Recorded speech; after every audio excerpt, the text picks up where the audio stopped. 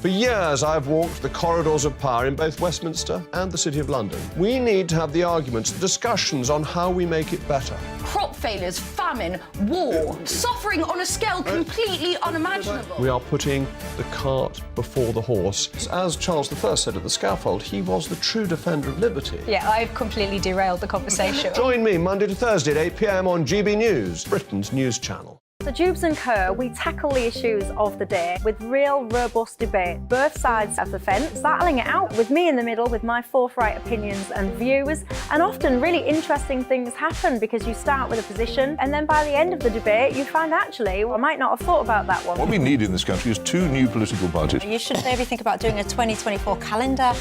I'm Michelle Dewberry and I'm keeping you company right through until 7 o'clock this evening. GB News, the People's Channel, Britain's watching. I'm Mark White. As GB News Home and Security Editor, I cover those key issues that are so important to you. Our authorities, our communities doing all they can to combat violent crime. With the public services under unbearable strain, why are we still failing to control our borders? Defence, the first priority of any government, has been continually hollowed out. Can we trust our politicians to protect the armed forces? Join me, Mark White, on GB News. Monday to Thursday, 9 p.m. till 11 p.m. Join me, Dan Wootton. I'll bring you the sharpest takes and hottest debates. Do you not believe in prisons? I don't believe in prisons. I'm completely stunned. I guarantee you there'll be no spin, no bias, no censorship. I actually was personally quite offended by it. And no reason to go to bed. So I guess they've always been quite woke. That's Dan Wootton tonight on TV, radio and online. Monday to Thursday from 9 p.m. till 11 p.m. on GB News. The People's Channel, Britain's news channel. You've probably seen politicians interviewed 1,000 times, but we do it differently. We find out who they really are, we don't shout, we chat, and hopefully we bring a bit of light, not just heat. Did you know Kate Moss? Apparently. Do you have a pair of jeans or a pair of jeans? No, of course I don't. What would I do with them? My friends are like, oh my God, what's she doing now? Join me every Sunday at 6 for Gloria Meets, only on GB News, the People's Channel, Britain's news channel.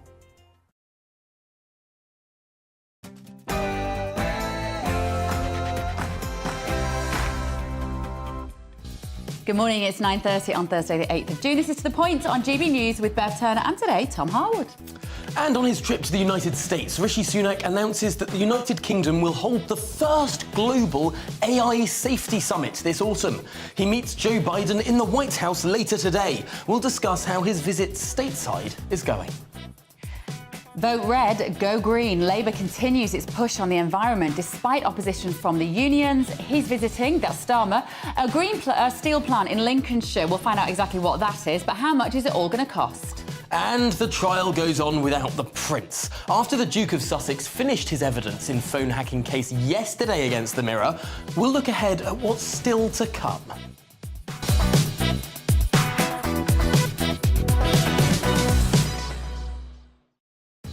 By all accounts, it didn't go terribly well for Prince Harry, but let us know what you think. gbviews at gbnews.com is the email address as always. But first of all, here is the news with Rhiannon Jones.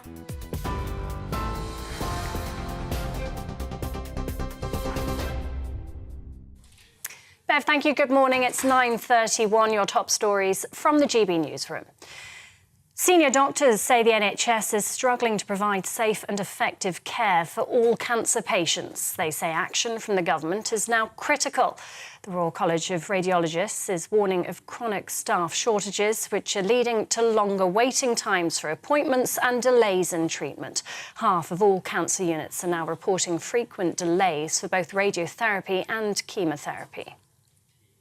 Rishi Sunak has announced Britain will host the first global summit on artificial intelligence safety. The event will consider internationally coordinated action to mitigate the risks of AI. The Prime Minister says there's a need to make the emerging technology safe and secure. Downing Street says he'll discuss the opportunities and challenges of AI with President Biden at the White House this afternoon. President Zelensky has visited the flooded Kherson region in southern Ukraine to discuss the country's emergency response to the disaster. It comes as a senior Ukrainian politician warns of the knock-on effect the destruction of the Kakhovka Dam will have on not only her country, but on Europe. Kira Rudik has criticised international aid organisations for not helping enough. Officials say hundreds of thousands of people have been left stranded and without drinking water. And Caroline Lucas, the Green Party's former leader and only MP, has announced she will stand down at the next general election. The MP for Brighton Pavilion was first elected in 2010 and has seen her majority increase at the subsequent 3 elections. The 62-year-old says the pressures of her role mean she hasn't been able to focus on the challenges that drive her, mainly the climate crisis. And you can get more on all of those stories by visiting our website, gbnews.com. Now it's back over to Bev and Tom.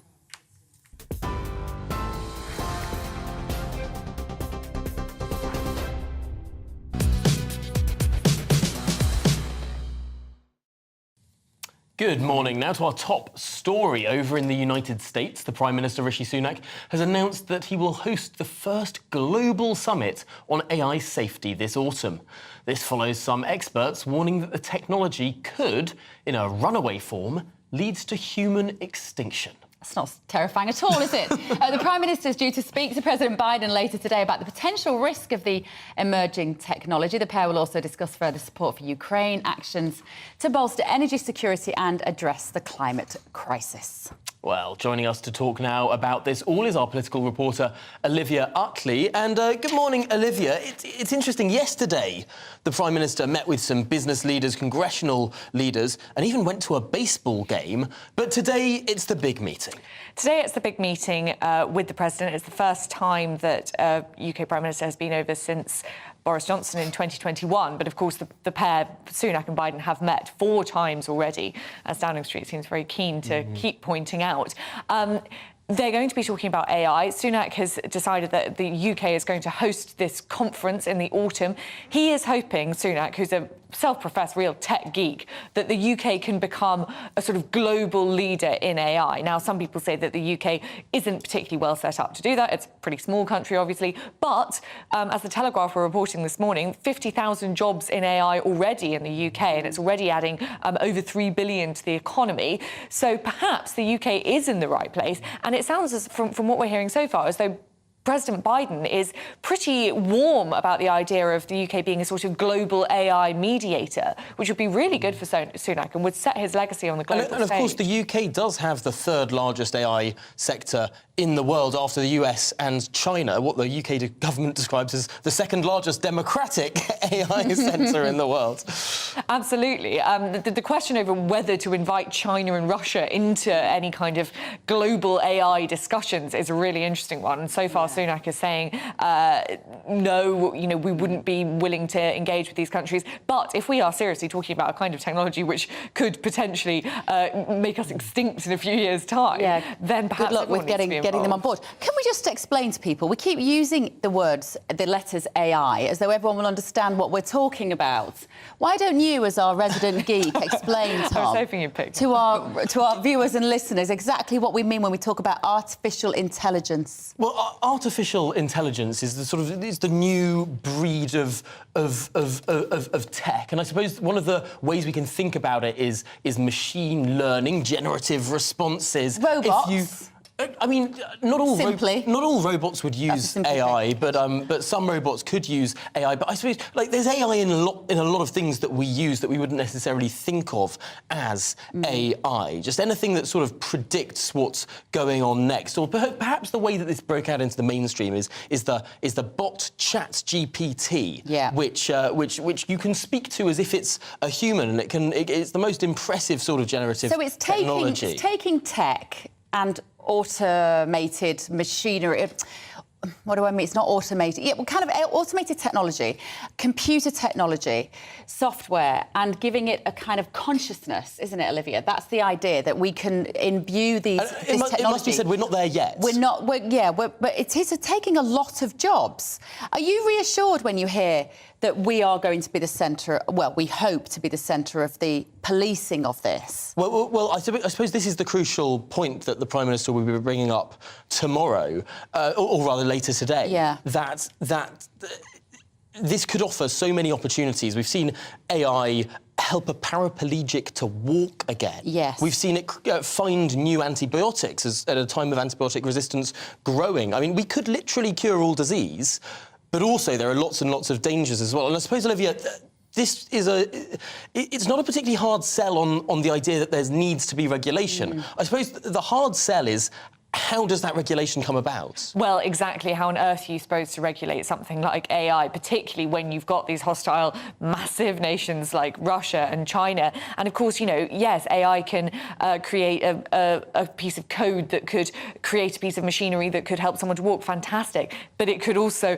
write its own sort of nuclear code at some point, and you could have weapons manufactured by AI. I mean, that's on the quite extreme end of the scale. There are other questions in terms of how you regulate it, just about sort of personal civil liberties. So, for example, if someone uses AI in the future to hire and fire people, which you can see being a very easy use of AI, instead of wading through millions of CVs, you put them through an AI generator. But then who is responsible for that person losing their career? If that person chooses to sue over it, well, who's responsible? Is it the boss or is it the person? It is the future. We have to accept that. I'm not happy to accept that, as you know, but it is going to play a part in our future. And so if Sunak can come away from this summit, effectively this meeting with Biden, and have secured some sort of reassurance that the UK is going to play a big part in this, that is a win. That's going to be a huge win for the UK. It's a huge win. And of course, what journalists are kind of talking about at the moment is the fact that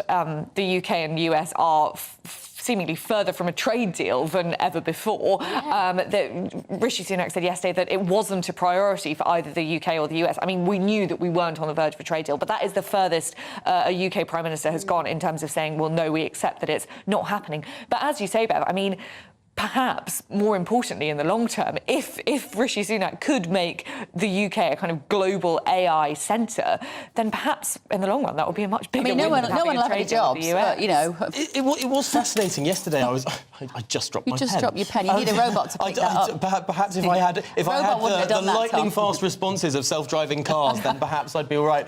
But it was interesting. I listened to some of what the US press secretary said to American journalists yesterday, and she described the UK as, quote, our closest relationship. That's a big win talking. as well, she was isn't it? talking about the 4 times that Rishi Sunak has met Joe Biden in the last 4 months. It was really bigging up that relationship. And I was a little bit surprised at how the Americans were being quite so nice to When us. he didn't even bother coming over for the coronation. And He did come over for the funeral, though. This is true. I think part of it is that it very much feels as though Rishi Sunak is making a huge effort here to kind of get in with President Joe Biden.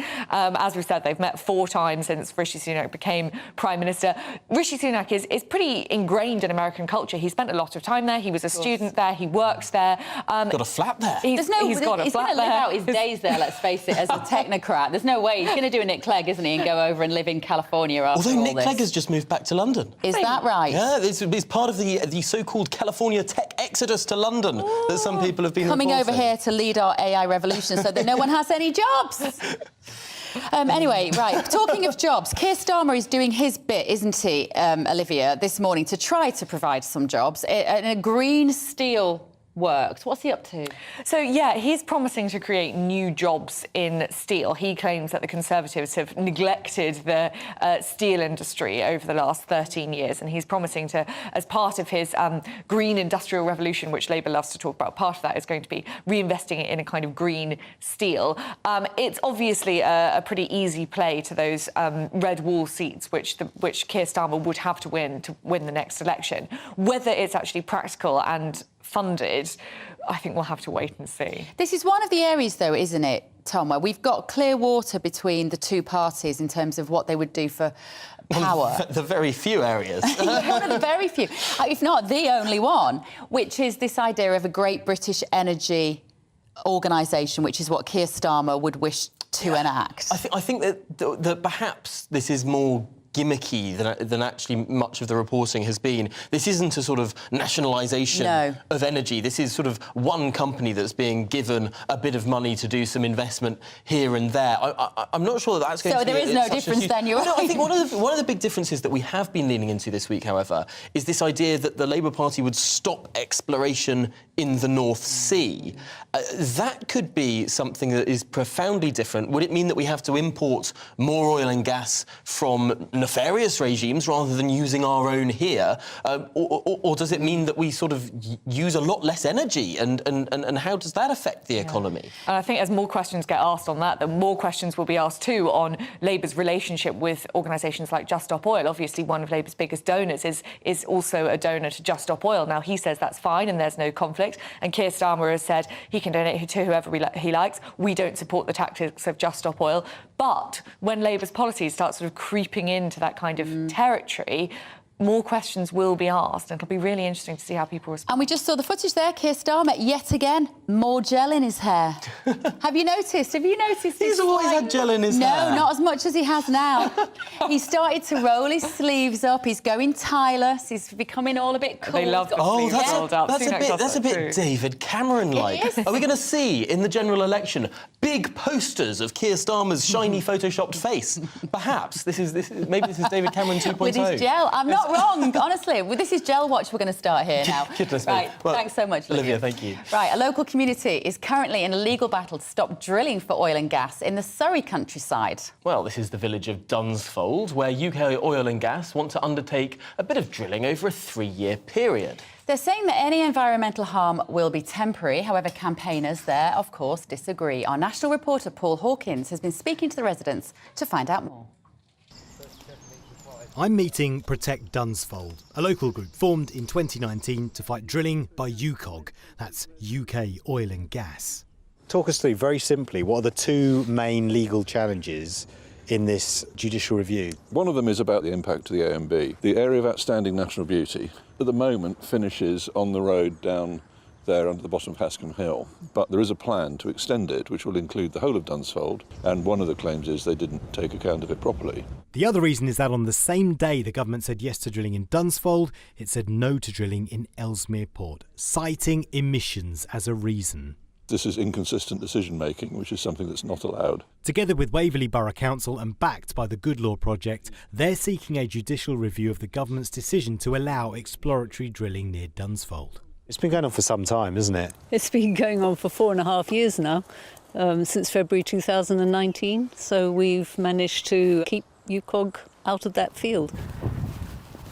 And this is where the drilling would happen. In this field, there'd be an access road built through this field with the sheep. It would run through here, and then this is where the drilling would take place. In the early 1980s, oil and gas deposits were thought to be beneath these hills, but it wasn't thought commercially viable to try and extract it.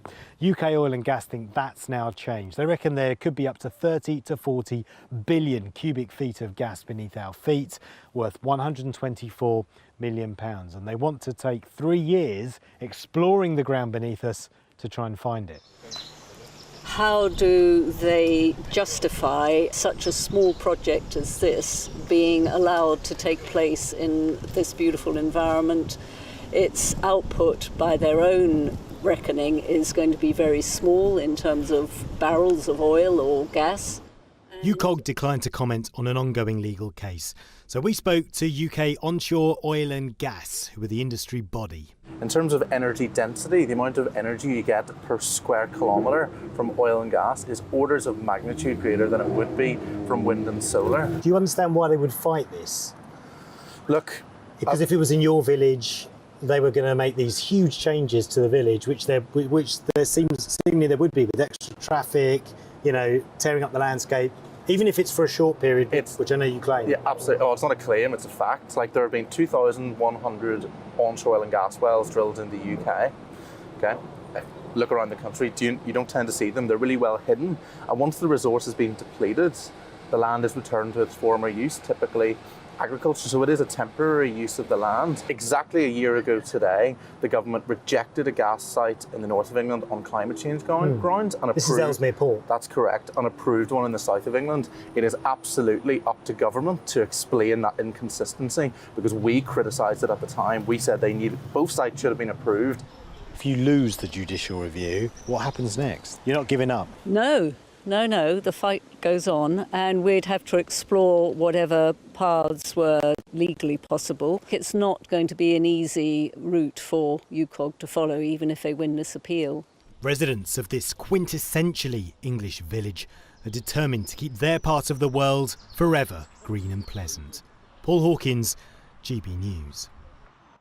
Well, what a microcosm of a lot of debates that are going on in this country about growth and preservation. But I suppose there's another story that's sort of slightly linked, and that's the announcement that came only a couple of hours ago that the Green MP Caroline Lucas is standing down from Parliament at the next election. She's been the Member of Parliament for Brighton Pavilion since 2010. But I was fascinated by an element of her resignation statement, or her announcement that she was standing down.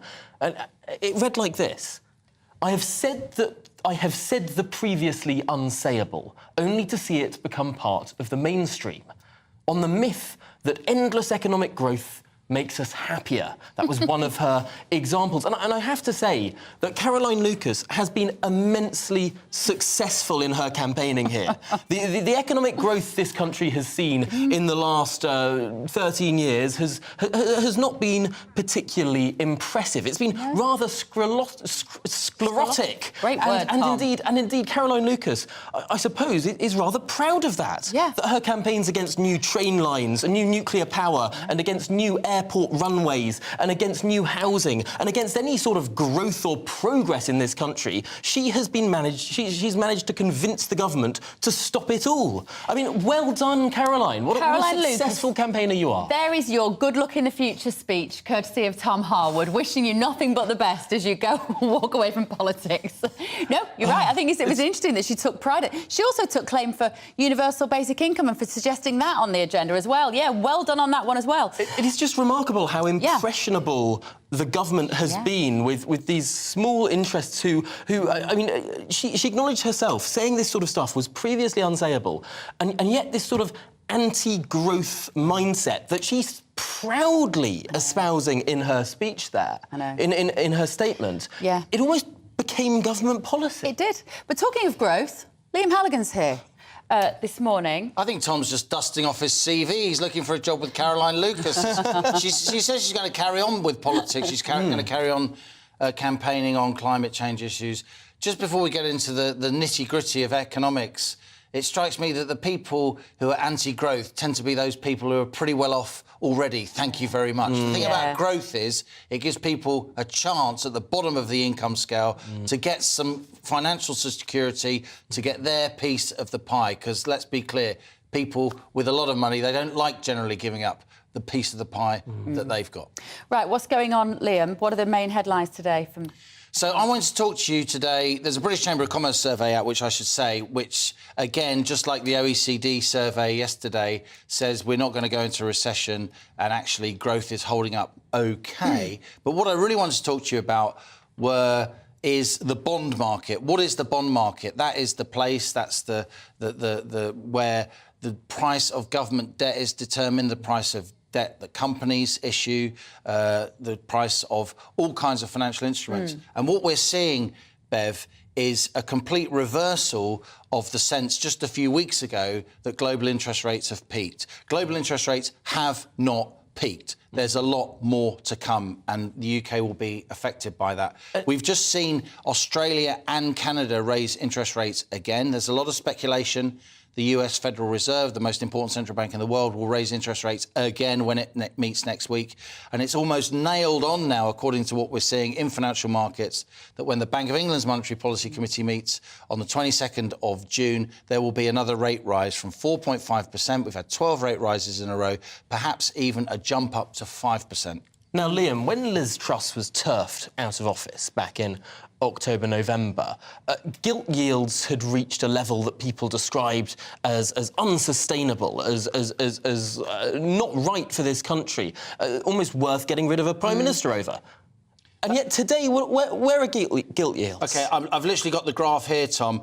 At the height of that mini-budget turmoil, the 10-year gilt yield, the price that the government must pay each year for 10 years to borrow money, was 4.51%. The gilt yield at the moment is 4.29%, so very much in the same vicinity. And remember, at that time, when Liz Truss and Kwasi Kwarteng were doing their mini-budget with policies that they said would promote growth, you also had the Bank of England, for some reason, selling lots of gilts into the market, trying to reverse so-called quantitative easing. It's complex, but all that means is that the Bank of England was doing stuff that was itself massively pushing up gilt yields, massively pushing up government borrowing costs at the time that Truss and Kwarteng were unveiling she was stitched their up, wasn't policies. she? Well, maybe she was to some extent. I also think she didn't do herself any favours. I'm not saying... I'm saying exactly what I've said to her face several times since. I don't think she should have put the OBR out of commission. I do think she should have run her plans past the OBR. I do think she should have worked more with the Treasury and gone a bit slower. Having said that, you're completely right, Tom. We've now got a combination of, slow growth policies, higher corporation tax, more people being dragged into tax bans through thresholds being frozen, and we've got the same gilt yields almost that we had at the time of the mini-budget. Can we talk about a media economic story? Daily Telegraph, for sale. I'm not sure I know much about the Telegraph. No, Liam, declare an interest. Well, I have written a column for the Telegraph for about 25 years, so... Yeah, this is very interesting. Just putting my own... I'm obviously a very well-known columnist at the Telegraph. Putting my own position to one side, as a reporter, as somebody interested in the media, this isn't just the media talking about the media. This is the most important broadsheet newspaper in the United Kingdom. This is one of the most important media titles. I mean, you would say that, wouldn't you? But you're right, you're right. Circulation-wise, it is. It beats the Times in the week. Influential. Massively influential. It still is the kind of flag bearer for broad centre-right opinion. And not just the sort of ERG opinion. There are many columnists on the Telegraph, there are many editorials on the Telegraph, which will go down extremely well with the more herbivorous part of the Tory party. And sometimes when a business is sold, it's because it's in financial difficulty. That's not the case with the Telegraph. The reason why this is being sold is an unrelated issue. Yeah. So the Telegraph is, as we say in the trade, it's throwing off cash every year. It's making money every year. I mean, it's got almost 1 million subscribers now. It has done really well. And anybody who thinks the Telegraph hasn't been doing well recently just isn't being objective. I mean, even people on the left would say it is an amazing product. I personally think it's got a lot more it can do on the audio side. I would say that. I think it needs to really double down now on its paid subscription model. It does extremally well with subscribers overseas. The Barclay brothers are selling it because they've got debts to cover, right? OK, so the Barclay brothers who own, well, one of the Barclay brothers has unfortunately passed away, but the surviving brother and the family, they have debts. Lloyds Bank say and Royal Bank of Scotland say, Bank of Scotland say that they need to pay interest on. I'm not privy to the details of that, but that's certainly the reason why reported in the Telegraph by the extremely well-informed business editor Chris Williams this morning, and he will know what he's talking about, very much so. So they have seized control. Lloyds has seized control of the paper, a very unusual move, and will now hold an auction. And the fact you've got a trophy asset, an extremely influential paper... Who's going to buy it, Liam? At a time Should we have a whip round? I think we could do with a newspaper. At a time of real flux in the Conservative Party, that is a very, very important thing. Who owns it will affect our entire national debate. And it could be quite a quick sale. A bank is not really wanting to be holding... But there will be an auction. There will be an auction, and there has to be due diligence. Before an auction, you're buying a complex asset. Look, the Telegraph isn't a listed company, right? The accounts aren't publicly available. So serious buyers, serious potential buyers, serious bidders will come forward. There'll be a scoping out process, a due diligence process. But it does look to me just from what I'm reading in the papers and talking to a few people inside, that there will be an auction of this incredibly important media company within the next couple of months, including The Spectator, by the way. Well, Liam, it's a business story, it's a media story, it's a politics story. Who better to talk about it? And it's a personal story. It's a personal story for you. And we're going to have to leave it there. But indeed, still to come, the number that's still to come. Oh, I'm so sorry, Tom. Do you know Still to come, the number of people in England. Stare at me, happens all the time. Oh, do you know what? We'll tell you all about what's going on with waiting lists after this. And do you know what I wanted to tell you? Don't go just yet. You don't need a newspaper because gbnews.com is the fastest growing website in the UK and it has all the best news on there. Right, you can go now. Bye.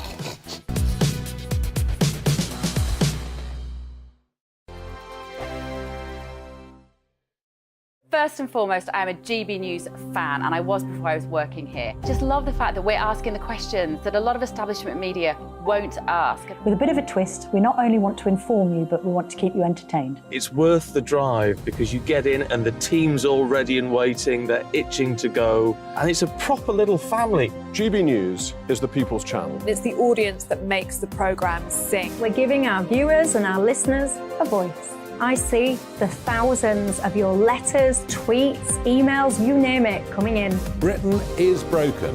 How on earth did we get into this mess? But more importantly, how do we get out of it? The establishment had their chance. Now we're here to represent you. It's time for something different.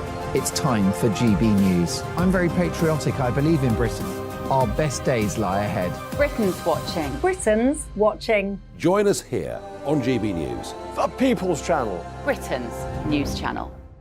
Join me, Patrick Christie's, Monday to Friday, 3 till 6. We tackle the day's news agenda like you've never seen before. It's high tempo, high octane, the most controversial topics, and the best guests. You will not be able to take your eyes and ears off it. I'm not afraid to ask the questions that you really want answered. 3 till 6 p.m, Monday to Friday on GB News, the People's Channel, Britain's news channel. I'm Andrew Doyle. Join me at 7 o'clock every Sunday night for Free Speech Nation, the show where I tackle the week's biggest stories in politics and current affairs with the help of my 2 comedian panellists and a variety of special guests. Free Speech Nation, Sunday nights from 7 on GB News, the People's Channel, Britain's news channel. Every Sunday from 11. Join Michael Portillo. There will be topical discussion, looking at the week before and the week to come. So kick back and relax at 11 a.m. on Sundays on GB News with me, Michael Portillo. GB News, the People's Channel, Britain's news channel. GB News has its own late-night paper preview show, Headliners, where comedians take you through the next day's top news stories. You don't have to bother reading the newspaper, we've got it covered for you. Headliners, every night at 11 p.m. and repeated every morning at 5 a.m. We won't send you to sleep like some of the other paper review shows out there. GB News, the People's Channel, Britain's news channel. Join me, Camilla Tominey, on Sunday mornings from 9:30, taking the politicians to task and breaking out of SW1 to see how their decisions are affecting you across the UK. Bursting the Westminster bubble every Sunday morning, only on GB News, the People's Channel. Britain's watching. Monday to Thursday nights on GB News. At 6, it's Dubes & Co. 7 o'clock, Farage. At 8, join Jacob Rees-Mogg. And at 9, Dan Wootton Tonight, followed by Headliners. On TV, radio and online. This is GB News. Westminster is going around in ever-decreasing circles, followed by the media. Britain is broken. How on earth did we get into this mess? But more importantly, how do we get out of it? Join me at 7 p.m, Mondays to Thursdays on Farage. Here on GB News, we will have open, rational debate. We've got to work out how Britain moves forward from this. Join us here on GB News, the People's Channel. Britain is watching.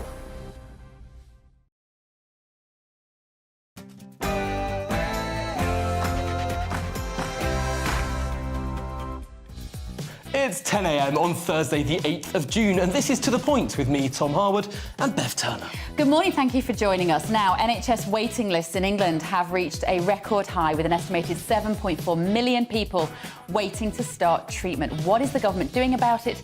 Find out this morning. And on his trip to the United States, Rishi Sunak announces the United Kingdom will hold the first global artificial intelligence safety summit this autumn. He meets with Joe Biden later today. We'll discuss how his visit stateside is going. Vote red, go green. Labour continues its push on the environment despite opposition from the unions. Keir Starmer is visiting a green steel plant in Lincolnshire, but how much is it all going to cost you? And indeed, what is a green steel plant? No idea.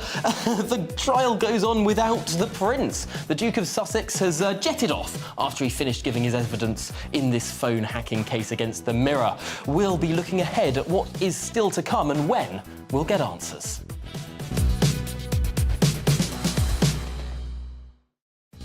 And some of you are saying you still don't know what AI is, and that Tom didn't explain it properly enough. So you're not going to believe what he's done. Don't tell them what you've done. We'll tell you. We'll tell you in just a moment. After the news. First of all, here is the news with Rhiannon.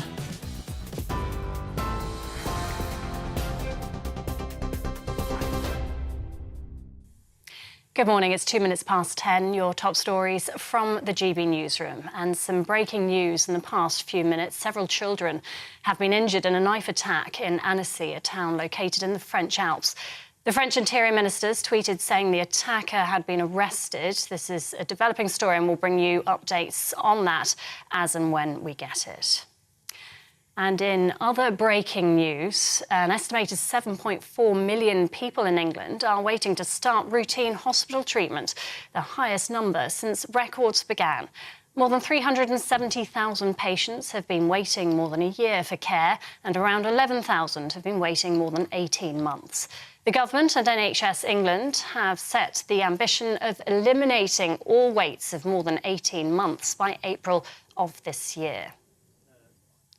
Senior doctors say the NHS is struggling to provide safe and effective care for all cancer patients and warns government action is now critical. The Royal College of Radiologists is warning of chronic staff shortages with a 15% of clinical oncologist positions vacant.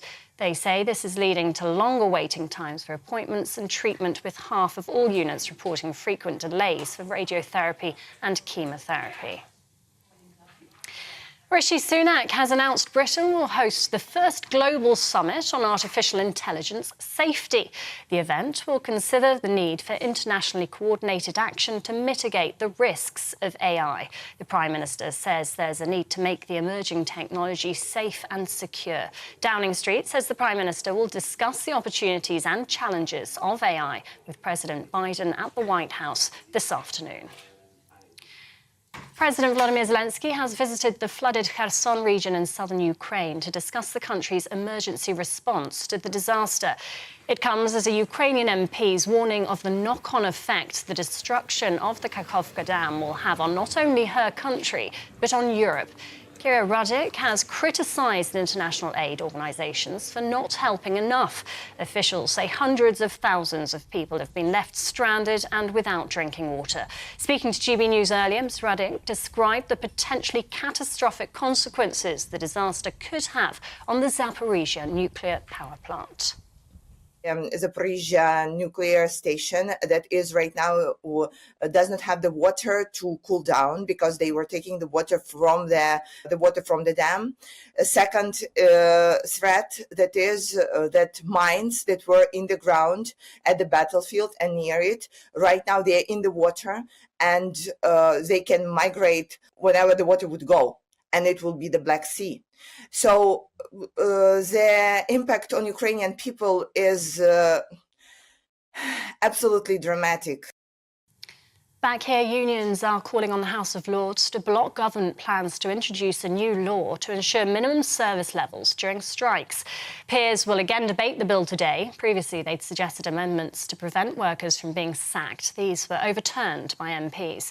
The TUC has called the bill undemocratic and unworkable. Ministers argue the public are entitled to a minimum level of service during strikes to reduce disruption to their lives.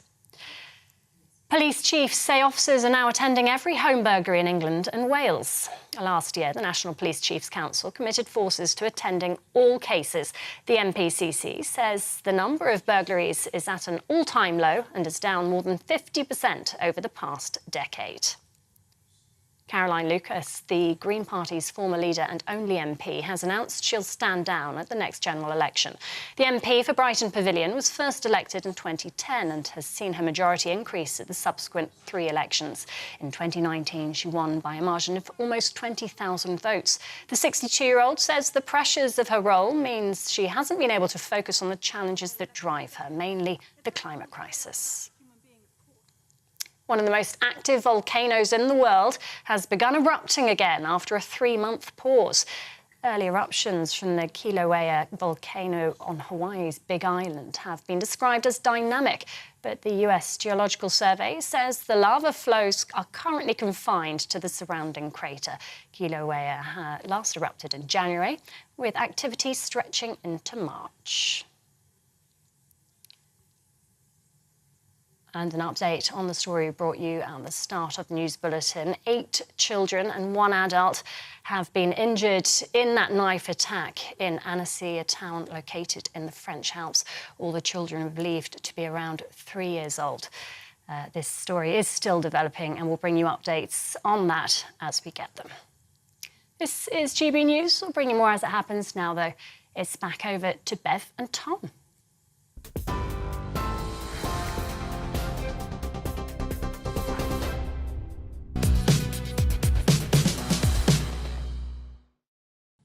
Well, as we just heard there in the bulletin, some breaking news has just been reaching us about several injured people in France. There has been a knife attack, of course, and our security editor, Mark White, is with us with more.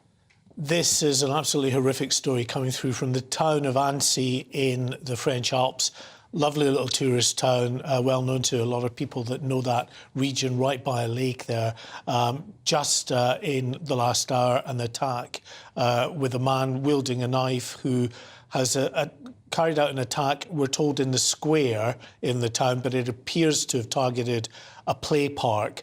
And in that play park were some very young children, nursery-age children, all around 3 years old. We're told that 8 of these very young children have been stabbed, including 1 adult stabbed as well. The Interior Minister in France has just tweeted about this, saying that he has been kept informed about the very latest events, that the attacker it was initially reported, has been neutralised. He has described it as arrested, but after a rapid intervention by the police. So we await to see in fullness of time what they say about this individual, whether that person is alive or dead at this time. There were some local reports coming through suggesting that the person was wearing some kind of a headdress. We don't know. These are early reports which can always be confused. But, I mean, it's just absolutely horrific. We've seen mass stabbings, of course, before, especially in the likes of France. It has a history, sadly, of Islamist terrorist attacks in the past. And, in fact, the Interior Minister, who we were just seeing the tweet from there, warned just 3 weeks ago about French intelligence sources suggesting that there would be an uptick in Islamist terrorist threats in the weeks and months ahead. Now, we're jumping the gun a bit because we don't know at this stage. There could be other explanations as to why someone has gone berserk with a knife. So let's just wait to see. But of course, given the history that France has faced in recent years, it's understandable that attention would turn to the possibility of a terrorist threat.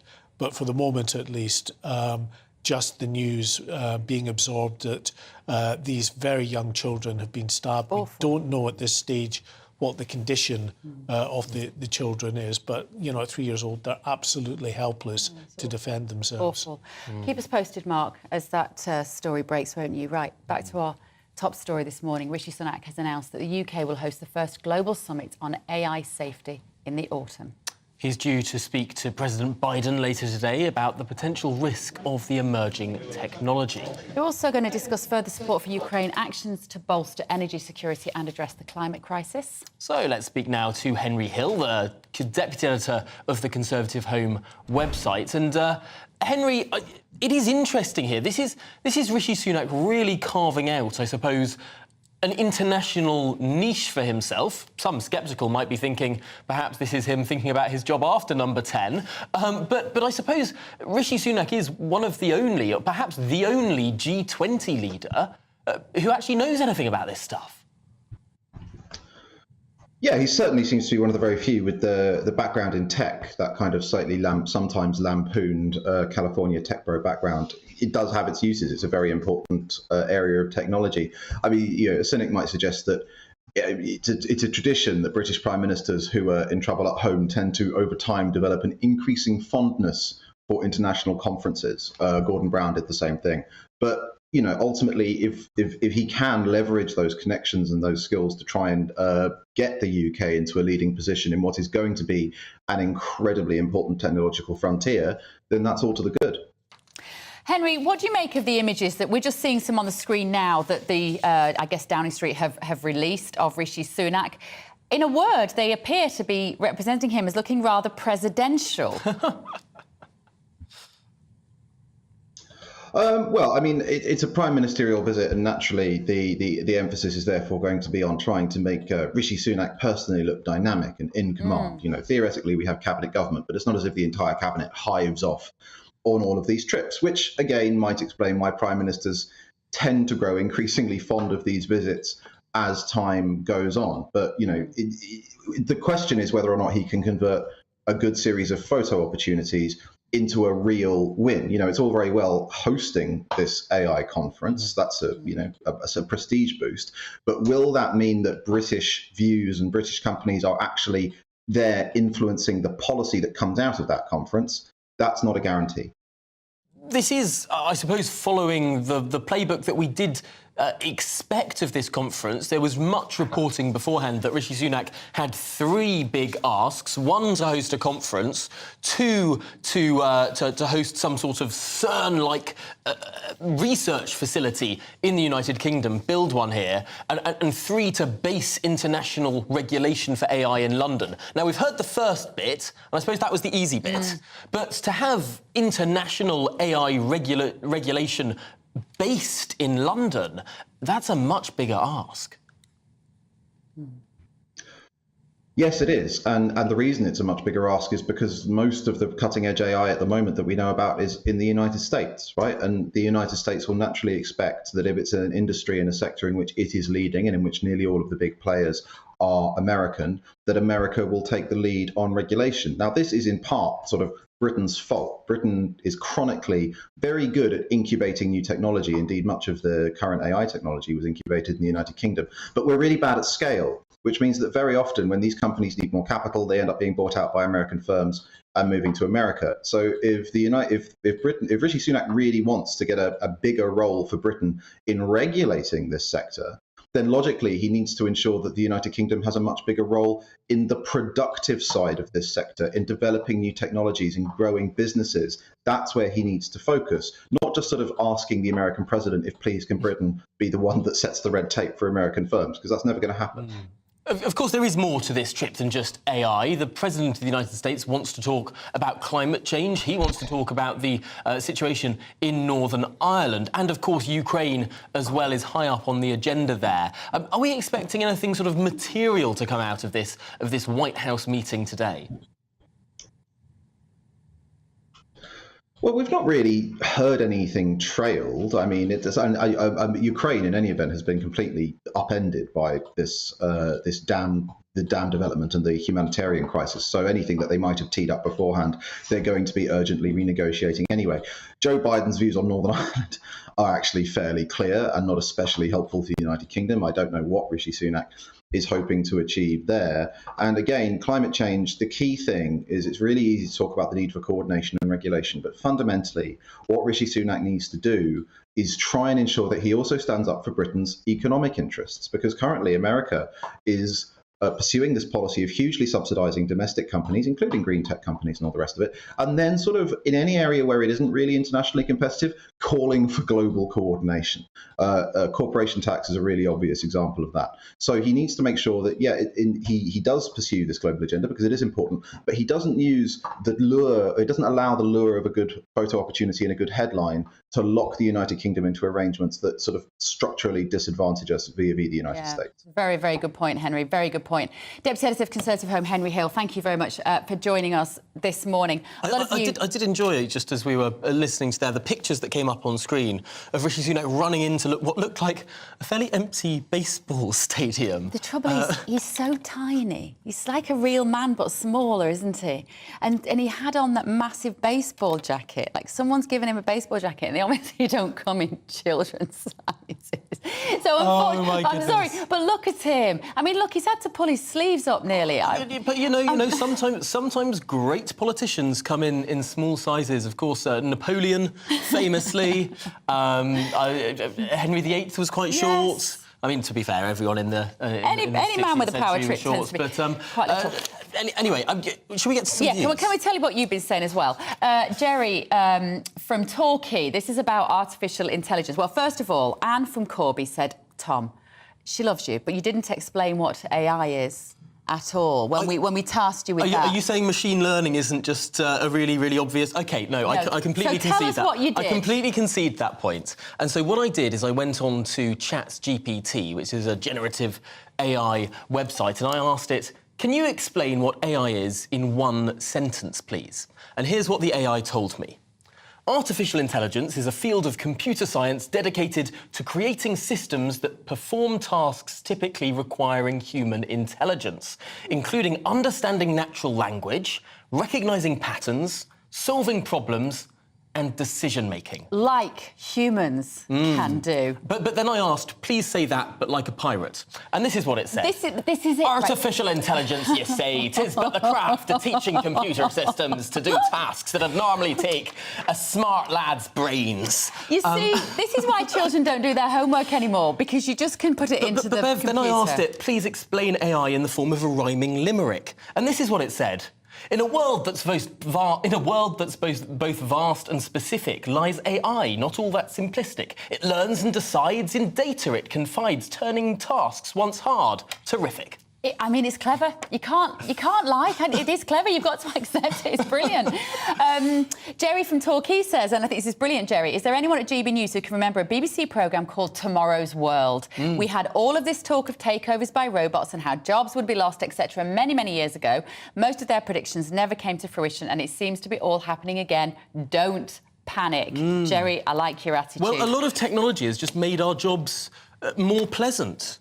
Instead of toiling with our hands, we now get the hard stuff to be done by the computers. Instead of accountants writing down little, they can use Excel, and the productivity per person has gone up, and therefore we're richer and freer. You know what? Accounting is one area where where the accountancy world is benefiting from this sort of technology. There's no doubt about it. Right, still to come. Prince versus the press will bring you up to speed with all the developments from when Harry took to the stand against the Mirror Group. This is To The Point on GB News.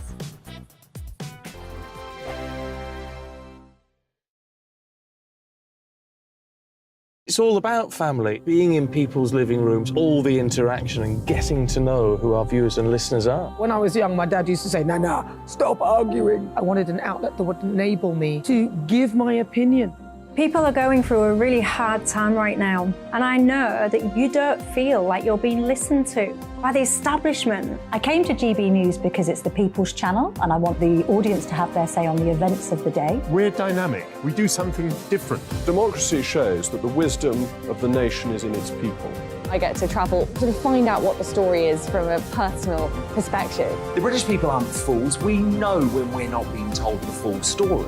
We've got to work out how Britain moves forward from this. It's the best country in the world. The establishment had their chance. Now we're here to represent your views. Britain's watching. Britain's watching. Britain's watching. We're proud to be GB News. The People's Channel. Britain's news channel. I'm Jacob Rees-Mogg, the Member of Parliament for North East Somerset and a former government minister. For years, I've walked the corridors of power in both Westminster and the City of London. We need to have the arguments, the discussions on how we make it better. Crop failures, famine, war, suffering on a scale completely unimaginable. We are putting the cart before the horse. As Charles I said at the scaffold, he was the true defender of liberty. Yeah, I've completely derailed the conversation. Join me Monday to Thursday at 8 p.m. on GB News, Britain's news channel. So Dubes & Co, we tackle the issues of the day with real, robust debate. Both sides of the fence, battling it out with me in the middle with my forthright opinions and views. And often really interesting things happen because you start with a position and then by the end of the debate you find actually, well, I might not have thought about that one. What we need in this country is two new political parties. You should maybe think about doing a 2024 calendar. I'm Michelle Dewberry and I'm keeping you company right through until 7 o'clock this evening. GB News, the People's Channel, Britain's watching. I'm Mark White. As GB News Home and Security Editor, I cover those key issues that are so important to you. Our authorities, our communities doing all they can to combat violent crime. With the public services under unbearable strain, why are we still failing to control our borders? Defence, the first priority of any government, has been continually hollowed out. Can we trust our politicians to protect the armed forces? Join me, Mark White, on GB News. Monday to Thursday, 9 p.m. till 11 p.m. Join me, Dan Wootton. I'll bring you the sharpest takes and hottest debates. Do you not believe in prisons? I don't believe in prisons. I'm completely stunned. I guarantee you there'll be no spin, no bias, no censorship. I actually was personally quite offended by it. And no reason to go to bed. So I guess they've always been quite woke. That's Dan Wootton tonight on TV, radio and online. Monday to Thursday from 9 p.m. till 11 p.m. on GB News. The People's Channel, Britain's news channel. You've probably seen politicians interviewed 1,000 times, but we do it differently. We find out who they really are, we don't shout, we chat, and hopefully we bring a bit of light, not just heat. Did you know Kate Moss? Apparently. Do you have a pair of jeans or a pair of jeans? No, of course I don't. What would I do with them? My friends are like, oh my God, what's she doing now? Join me every Sunday at 6 for Gloria Meets, only on GB News, the People's Channel, Britain's news channel.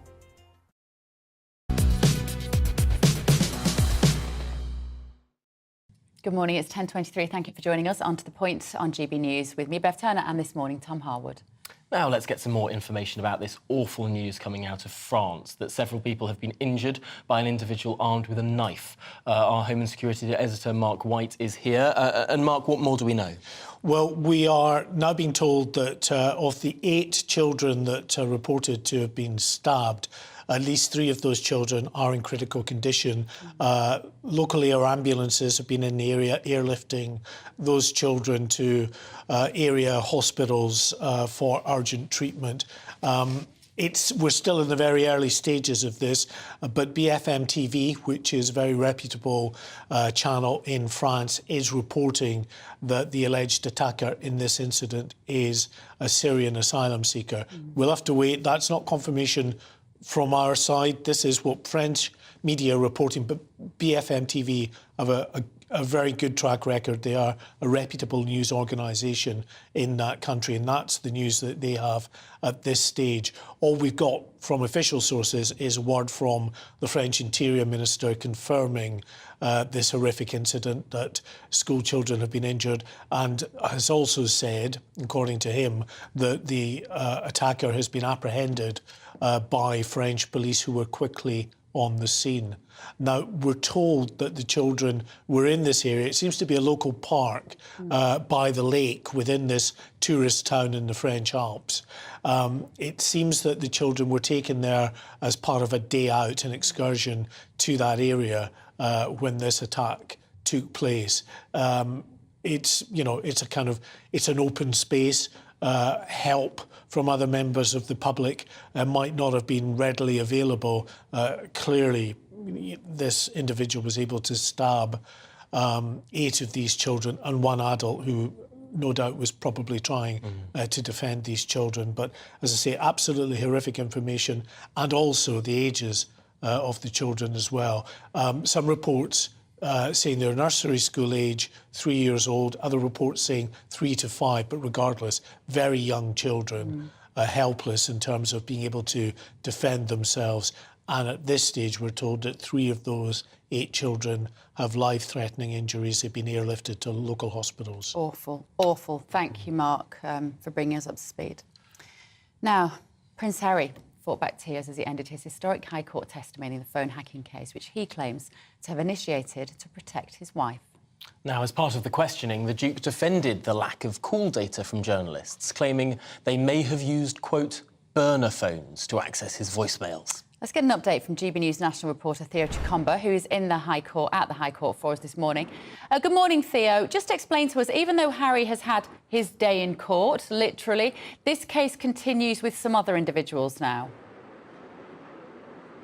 It does indeed. Well, just to recap on that story about Prince Harry, it's garnered a lot of interest this week, in particular when he came here to give his version of events. He's the first senior royal to give evidence in court for more than 100 years. Now, he's suing the Mirror Group newspapers for damages and claiming journalists, which also include the Sunday Mirror and the Sunday People, were linked to methods of getting information not in legitimate ways. He says gaining information by deception and by use of private investigators. Now, this week he has been cross-examined 8 hours and he was showing some signs of tears during that time as well. Now, he told Mr. Justice Fancourt that he remembered suspicious activity, including missed calls and missed voicemail messages from the moment he had a mobile. And he also told the court yesterday on Wednesday, and he said, I believe that phone hacking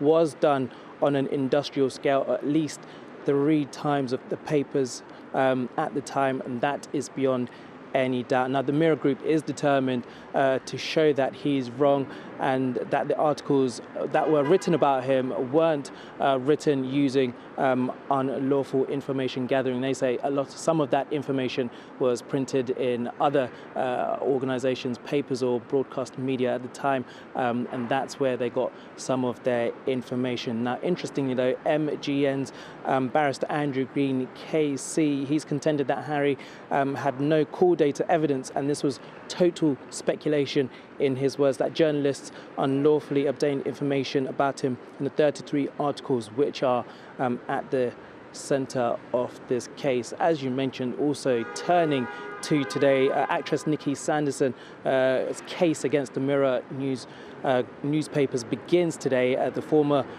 actor, she's bringing her individual case today against MGN over alleged unlawful information gathering at its titles, and that's due to begin this morning. Thank you, Theo. Theo Chicomba there at the High Court. It'll be interesting, won't it, to see. I mean, from what we can see, I mean, what do we do? What do we know? We're not lawyers. But he hasn't produced anything, and the headlines, you know, where's the evidence? He said, I haven't got any, but I just need justice. Well, it is, of course, his case to prove. If nothing is proven on his part, it falls away. But some people have been writing in, and I have an apology to make, actually. Henry VIII was not a short king.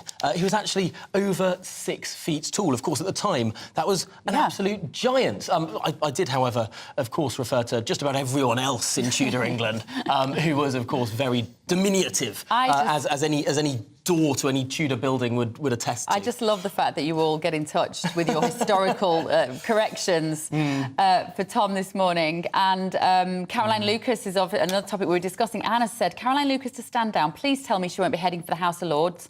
Does she fear losing her seat at the next election after Brighton's rubbish bin fiasco? What is the polling there? Good question. Will she head to the House of Lords? I think it's a possibility. There are already 2 Green members of the House of Lords. Do, surely. That's so it's quite possible. Although it does strike me as quite hypocritical for someone that's been such a fierce critic of the House of Lords to then take on the ermine. Yeah, we've never seen that before, have we? Also, I'm sorry to get hung up on this. Henry VI was described as a very short stature. Is that what you really meant? I'm going to say I meant Henry VI. Mark has got in touch about the oil and gas. We've got obviously Keir Starmer making this trip to Lincolnshire to open a or to talk about this green steel plant today. And Mark has said coal, gas and oil hardly ever breaks down. Solar and wind does. These global warming fanatics are cooking up a disaster that our country has never scene. The one thing Mark didn't mention there was nuclear power, which of course is zero emission and never stops. Yeah. So perhaps there's an answer there. Absolutely right. Still to come. It was a momentous night for West Ham as they won the Europa Conference League. We're going to bring you more about that after your morning's news with Rhiannon Jones.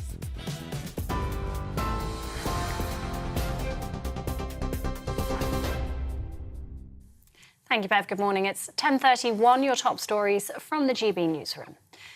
8 children and 1 adult have been injured in a knife attack in the French Alps. Police have confirmed all of the children were around 3 years old. 3 of them are in a life-threatening condition. It's understood the attack happened in a park in the town of Annecy. The French Interior Minister has said the knifeman has been arrested. An estimated 7.4 million people in England are waiting to start routine hospital treatment. That's the highest number since records began. More than 370,000 patients have been waiting more than a year for care, and around 11,000 have been waiting more than 18 months. The government and NHS England had set the ambition of eliminating all waits of more than 18 months by April of this year. Rishi Sunak has announced Britain will host the first global summit on artificial intelligence safety. The event will consider internationally coordinated action to mitigate the risks of AI. The Prime Minister says there's a need to make the emerging technology safe and secure. Downing Street says he'll discuss the opportunities and challenges of AI with President Biden at the White House this afternoon. And President Zelensky has visited the flooded Kherson region in southern Ukraine to discuss the country's emergency response to the disaster. It comes as a senior Ukrainian politician warns of the knock-on effect the destruction of the Kakhovka Dam will have on not only her country, but on Europe. Kira Riddick has criticised international aid organisations for not helping enough. Officials say hundreds of thousands of people have been left stranded and without drinking water. And you can get more on all of those stories by visiting our website, gbnews.com.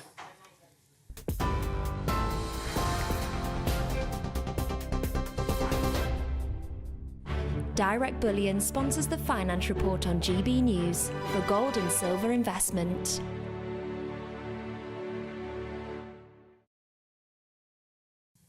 Here's a quick snapshot of today's markets. The pound will buy you $1.2477 and €1.1629.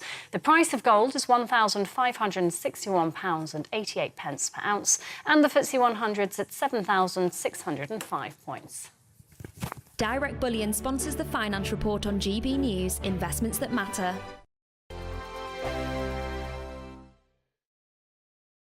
First and foremost, I am a GB News fan, and I was before I was working here. Just love the fact that we're asking the questions that a lot of establishment media. First and foremost, I am a GB News fan, and I was before I was working here. Just love the fact that we're asking the questions that a lot of establishment media won't ask. With a bit of a twist, we not only want to inform you, but we want to keep you entertained. It's worth the drive because you get in and the team's all ready and waiting, they're itching to go, and it's a proper little family. GB News is the People's Channel. It's the audience that makes the programme sing. We're giving our viewers and our listeners a voice. I see the thousands of your letters, tweets, emails, you name it, coming in. Britain is broken.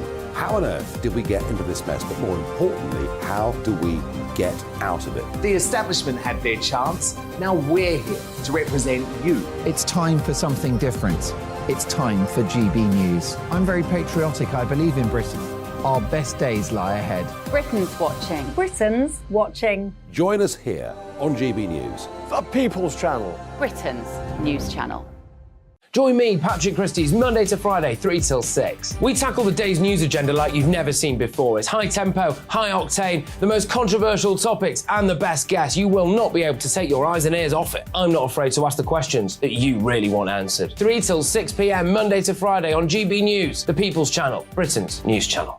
I'm Andrew Doyle. Join me at 7 o'clock every Sunday night for Free Speech Nation, the show where I tackle the week's biggest stories in politics and current affairs with the help of my 2 comedian panellists and a variety of special guests. Free Speech Nation, Sunday nights from 7 on GB News, the People's Channel, Britain's news channel.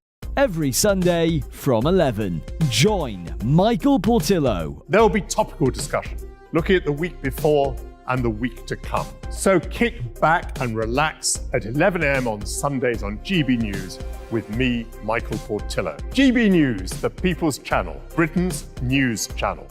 GB News has its own late-night paper preview show, Headliners, where comedians take you through the next day's top news stories. You don't have to bother reading the newspaper, we've got it covered for you. Headliners, every night at 11 p.m. and repeated every morning at 5 a.m. We won't send you to sleep like some of the other paper review shows out there. GB News, the People's Channel, Britain's news channel. Join me, Camilla Tominey, on Sunday mornings from 9:30, taking the politicians to task and breaking out of SW1 to see how their decisions are affecting you across the UK. Bursting the Westminster bubble every Sunday morning, only on GB News, the People's Channel. Britain's watching. Monday to Thursday nights on GB News. At 6, it's Dubes & Co. 7 o'clock, Farage. At 8, join Jacob Rees-Mogg. And at 9, Dan Wootton Tonight, followed by Headliners. On TV, radio and online. This is GB News. Westminster is going around in ever-decreasing circles, followed by the media. Britain is broken. How on earth did we get into this mess? But more importantly, how do we get out of it? Join me at 7 p.m, Mondays to Thursdays on Farage. Here on GB News, we will have open, rational debate. We've got to work out how Britain moves forward.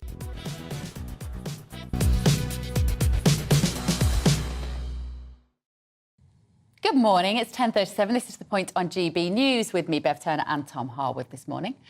And it was a momentous night last night for West Ham as they triumphed against Fiorentina, the Europa Conference League in Prague. During the celebration, fans clashed with riot police, setting off flares in the centre of Prague. Our national reporter Paul Hawkins is outside Upton Park as the team prepare for a victory parade. Some sore heads this morning, Paul. Yeah, I imagine there will be. Certainly in Prague. We know that the West Ham team hotel, the music was said to have stopped playing there around 8:30 this morning. They've got to be here in East London at Upton Park by 7 o'clock this evening. So there's going to be a few players looking a bit groggy, wearing sunglasses, etc. But the reason why we're here and not at the London Stadium, which is where West Ham plays, because this is West Ham's spiritual home. In fact, if you look here, you've got the Bowling Pub, and then you see the big square building in the distance. That's a new block of flats that sits on what used to be the bowling ground. That's where West Ham played until 2016, before moving to before moving to the London Stadium, I should say, which is of course the former Olympic Stadium. When the parade gets underway, everyone will congregate here. This will be a sea of blue and claret. Thousands of West Ham fans here watching the players on an open top bus parade make its way down Barking Road. They'll turn right, head along Plaistow, up past Plaistow Station, Plaistow Park, and then it'll end up at Stratford Town Hall, where they'll be greeted by the Mayor, just as they were when West Ham won their last trophy 43 years ago. Speaking of which, there's one of West Ham's captains up there right now, the late great Sir Bobby Moore, up there, who, along with Billy Bonds and now Declan Rice, the current West Ham captain, one of only 3 West Ham captains to have won a major trophy. Declan Rice, one of the country's best players, England player, probably on his way somewhere else. Let's hear from him now, and then we'll hear from the West Ham manager, David Moyes. Here's what they had to say last night. I'm lost for words. I think when I started at West Ham 10 years ago, I never thought I'd be captain of the club, and then tonight to go on and lift it, it's just it's another level now. I actually think the last 2 years in European football for West Ham has been an incredible journey. You know, last year we won the group, got to semi-final. This year we've won the group, gone unbeaten, now won a final. So it's been an incredible sort of achievement, really, to do so well in Europe. Yeah, so you may have seen pictures of David Moyes, 60 years young David Moyes, dancing in the changing room, also by the pitch last night, hugging his 87-year-old father. Very moving. It's been a difficult season for West Ham. They narrowly avoided relegation. In fact, David Moyes was at 3 3 points during the season. He was 1 game away from the sack. And then, of course, the club lost their co-chairman, David Gold, very sadly, and his daughter, Jacqueline. So it's been a difficult season for West Ham. Next season, they're probably going to be without their star captain, Declan Rice, when he signs for a bigger club.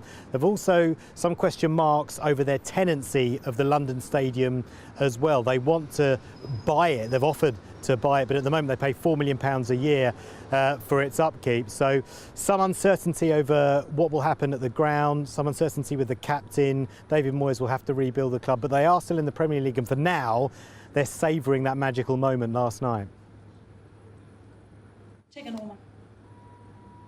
OK, thank you, Paul. Right, we are putting people into position here in the studio. Our guests are here. But I think we're going to talk to our guests now, aren't we? It's all a little bit What we're going to do is we're going to review some of the news that's been going on, because there has been quite a lot of news. It's quite a busy news week, actually. I don't know really where to start. I do. Let's do Heathrow. Right, Heathrow staff have been criticised for turning down a double-digit pay rise this morning. This is catastrophic, Joanna, for people who want to go on holiday. We just got our head in our hands going, how can we not fly from Heathrow with reassurance we're going to get on our plane this summer? No, I totally understand, and my heart goes out to people who've got holidays booked. I mean, this must be awful for them.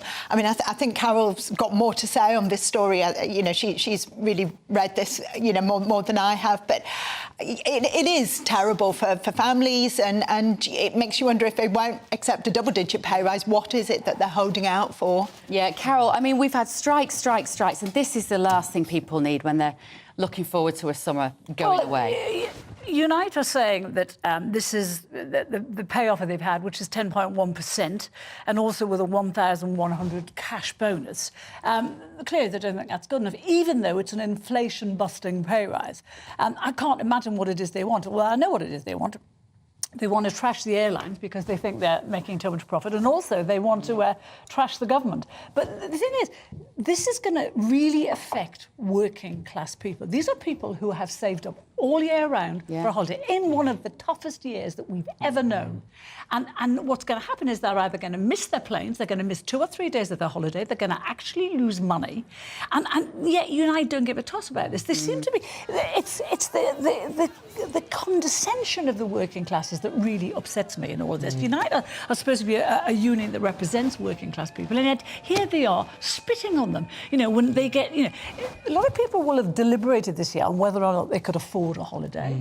And the ones that have managed to scrape the money together, they're just going to lose a lot of that now. And I just think it's hideous. And, you know, the thing is, the public, you know, whatever support they had from the public, they've lost it now. And they will certainly lose it more. And this is Unite pretending that money exists when it doesn't. I mean, where's it coming from? I was reading that Heathrow lost £139 million in the first 3 months alone of this year. That's a loss of 130. I mean, that's less money that the airport has to presumably pay higher wages. It's a real short-termist view, Tom, because, you know, the airlines lost shed loads during COVID, and these people don't seem to realise that they're not going to have a job very soon. You know, no matter 10% pay rise, they're not going to have a job. Absolutely, and it's also just the fact that it will just that uncertainty that people just won't bother booking holidays. You know, we get to the point with this. You just get so fatigued by things being too difficult and everything apparently being broken. Like you say, Carol, they'll end up... The airlines will close. I just find it amazing that then it's hotels. People are just sitting there and sort of pretending that inflation or the debt taken on during COVID, that it doesn't exist, that we can wish it away. I mean, inflation is a terrible thing because it makes us poorer. We can't just simply magic everyone an inflation-busting pay rise and pretend everything's fine. Well, Tom, I agree, but I think you do have to remember that. I mean, I completely agree and have absolute sympathy with everything that Carol said, but I think you do have to agree that it's not the staff who work at Heathrow who prompted the inflation crisis that we're in now. I mean, I would say that that's a result of us having locked down the economy for 2 years, you know, and it wasn't the people who are now at the front line of working and who are struggling, you know, the cost of food in particular, but cost Joanna, of fuel has really gone up. This is an inflation busting It is, you know, and I get that. I do get that, and I think accepting a double-digit pay rise to me seems quite a reasonable thing to do. But I'm just saying, you know, we do need to look at who actually caused the pay rise and the inflation. And I don't think we should be punishing the wrong people here. Right, but I suppose the question is, how do you then end the inflation? And there are debates to be had over whether it was the too much quantitative easing done by the Bank of England and the massive printing of money that the European Central Bank, the Federal Reserve in the United States and the Bank of England all undertook, or whether it was supply-side factors or the rest of it. But clearly the inflation is there. Oh, totally. But I just object to me. I don't want to have to be paying the cost of this. I didn't ask for lockdown. I didn't ask for quantitative easing, to be kind of money to be printed to subsidise people to stay at home. I actually worked throughout lockdown, and I know I'm not the only one. I know lots and lots of people did. And it just seems to me that the people who did actually work throughout lockdown, who didn't vote for lockdown, didn't ask us to be in this situation, are now the ones who are taking the financial hit, and that seems to me to be very unfair. Having said that, I absolutely agree with Carol that people who've scrimped and saved for a holiday don't deserve this kick in the teeth. They're saying that, Unite are saying that in real terms, pay has fallen for the workers by 24%. Now, unions always do this. They make this wild, huge calculation, and then when someone like the ONS gets a hold of it, they drill down, and the figures are nothing like that. So, I don't believe that figure for a start. But, and you say it's not their fault, but, this is this is not a derisory pay offer. This is a good pay offer, and yet they still want to punish working people. And that's what all of these strikes are doing. They're punishing working people. Well, we mentioned a little bit of COVID there, and Joanna, you've picked up a story about looking back to 2021 and what Boris Johnson was up to. Oh, yawn. Sorry. This is another story. It's a kind of gotcha. People can't let this go. With what was Boris Johnson up to on every day throughout lockdown? It was dodgy. There were some things going on. Boris Johnson didn't seem to think that these rules that he was making applied to him. But frankly, my goodness me, have we not got better things to talk about right now? Oh, how long can we milk this for? This is the front page of The Guardian today. And I just want to say to the editor of The Guardian, get a life, move on. Can we look at the people who are now dying as a result of not being able to get the health treatment that they deserve to, that they were entitled to because the NHS closed down, the children who've fallen behind in their education? How long must we bang on about who Boris Johnson socialised with? I find it absolutely fascinating. The front page of The Guardian here, they use the words COVID curbs. They don't use the word lockdown. Exactly. Because it wasn't lockdown. In fact, you have to get through to several paragraphs in when they say, here it is, indoor gatherings were banned except for, quote unquote, reasonably necessary reasons such as work or childcare. If you were caring for someone's children, you could stay indoors. If you were working, you could mix indoors. This wasn't lockdown. This was a much lighter form of restriction. And of course, there were lots at a time when many people were mixing indoors. Exactly. And there were lots of grey areas which Boris Johnson, Carrie Johnson are now pointing to. The fact that she was pregnant at the time, the fact that they had this young child already, whether she was there officially or unofficially as a wedding planner. But there were lots of grey areas that they could have ticked. Again, I would say that the real problem here is the COVID rules that were in place.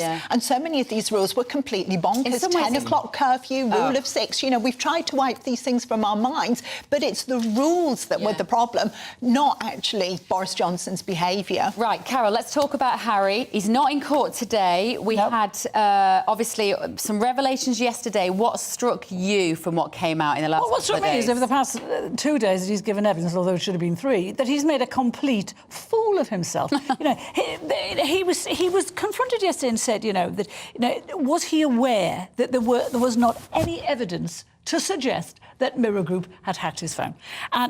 And he's not grasped this court case is about facts, not feelings. It's about evidence, not his truth. It's about the truth. And there's nothing he has been able to give to prove that his phone was hacked. And all he said when this was said to him was that, well, things happened and it was suspicious. Well, that's not what you went to court for, mate. You went to court to prove that your phone had been hacked. It's naive beyond belief, isn't it? It's you know what it is? It's in his entire life, no one has challenged anything he's ever said.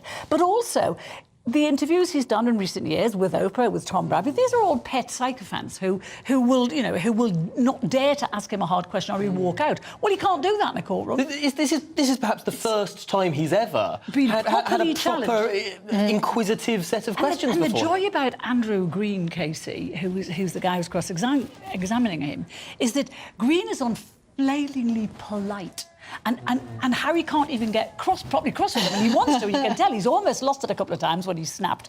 And you can tell he goes on his lunch, and his lawyers go to him, "Just calm down, calm down." And he comes back, and then Green does it to him again. But he's been made a total fool of. One of the 33 stories, the majority we've now discovered were already in the press, courtesy of by the BBC, courtesy of the Press Association. Some of the information that got out was through Buckingham Palace, and it was through St James's Palace. So it's a lot of what he's claiming is just simply not true. He was even when he's confronted with a fact, like, the Chelsea Davy thing, he was convinced that Chelsea Davy, his phone had been hacked over the breakup.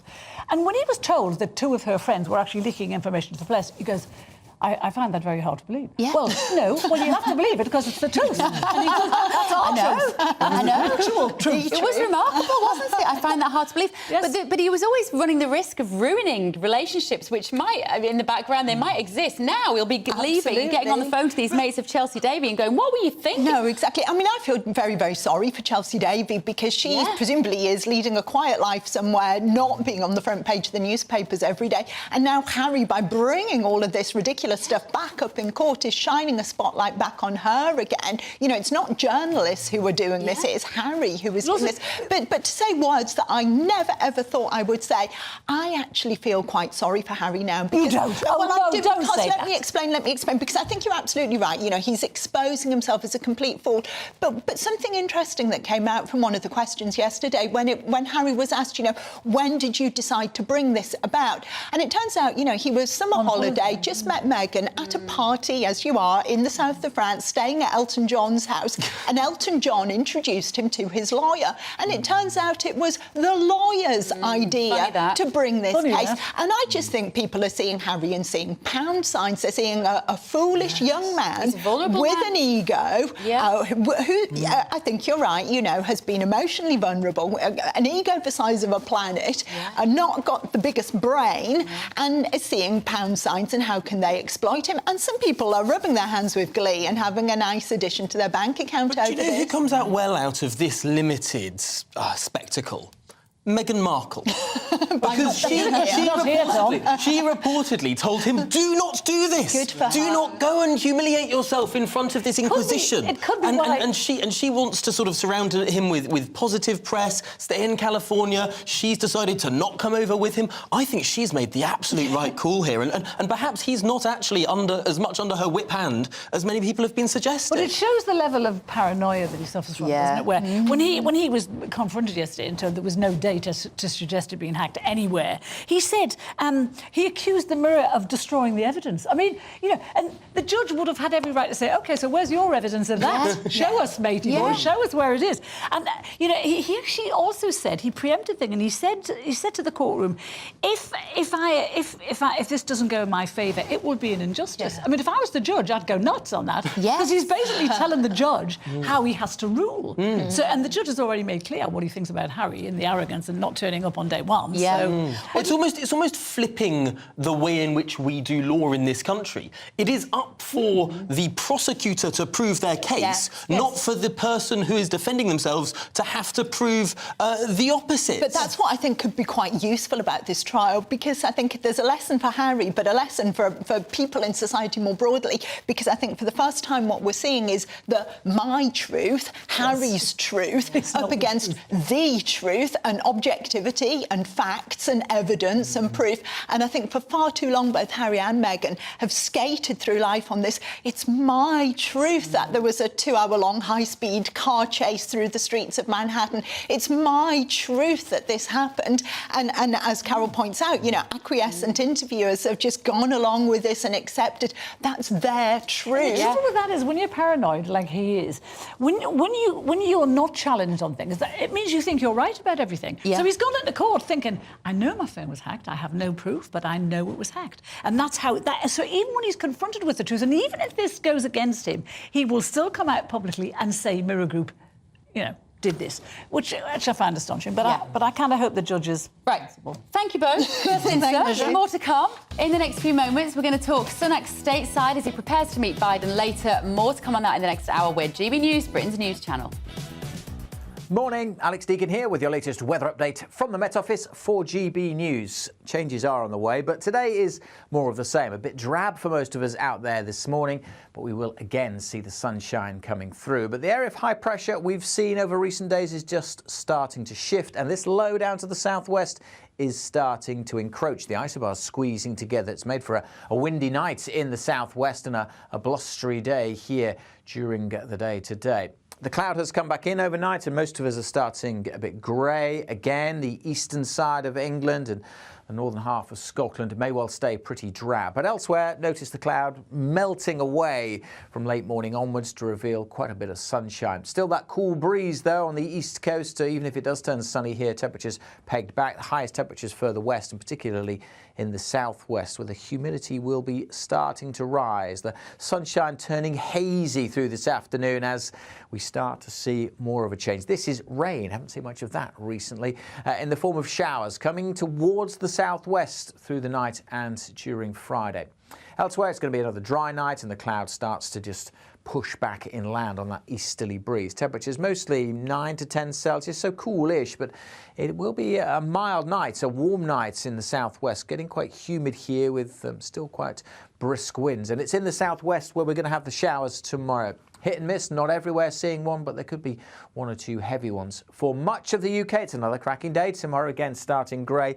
Again, that east coast susceptible to the mists sticking around, and it will be cooler here as well, but a better chance, certainly a little inland, of seeing some sunshine. And again, it'll be in the west where we have those top temperatures. On the south coast, 26 degrees Celsius is possible. It turns hotter as we go through the weekend. The humidity rises as well, so the nights will be getting warmer, an increasing chance of seeing showers and even some thunderstorms this weekend.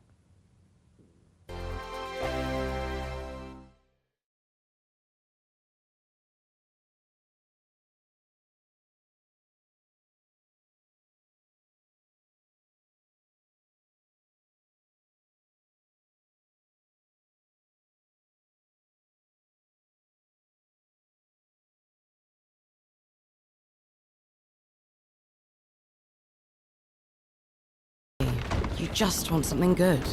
But getting it's all so confusing. There's so many apps and channels and subscriptions. Will you even get the shows you want?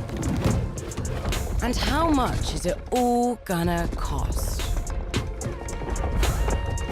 It's time to make things simple. With Sky TV and Netflix together in one subscription. Whatever you're into. From drama to comedy to documentaries, you're covered with a 1-month free trial on us. Sky Stream. TV simplified. Chums have the perfect trousers for any occasion. Just like all our clothing and footwear, our fabulous range of trousers offers the ideal combination of comfort, style and amazing value. Chums trousers are available from just £15 for men and £14 for women when you buy 2 pairs. Our trousers are available in a range of sizes. We offer top brands like Farah, and we provide a free return service. Order online at chums.co.uk and use the code CHUMSTV to get free delivery. Or call us on 0800 033 2000 and request your free catalogue now. Hey, you know that warm feeling you get when you help someone in need? SOS Emotional Health Charity needs volunteers like you to support people who are struggling with their feelings. If you're compassionate and over 18 and have got a little free time, you can join SOS. As a phone or email support volunteer, giving kindness and time. Training, ongoing development and support will be provided. Apply to join the SOS family today and turn your spare minutes into another person's lifeline. Oh, not winning at Friday night, are we? Bang bang, bird's eye. Wow, legend. Well, if it's legends you're into. Bird's Eye Chicken Shop Burgers. Add a bit of magic to your meal times. Relax and explore in the heart of Pembrokeshire. Celtic Holiday Parks offers 3 outstanding parks beautifully situated along the coast and inland. Awarded Best Caravan and Glamping in Wales, from luxury lodges to quality caravans, unwind on park with restaurants, bars and swimming pools, or explore the tranquil natural beauty of Pembrokeshire as a holiday homeowner with Celtic. Book your VIP viewing experience by heading to CelticHolidayParks.com today. Think you're ready for Sky's next generation full fiber broadband? Think again. It's not just fast, it's full fiber fast. We're rolling out game-changing speeds on the UK's most reliable broadband technology. Get ready for broadband that blows you away. Sky Broadband Full Fiber. Sky Broadband, built for entertainment.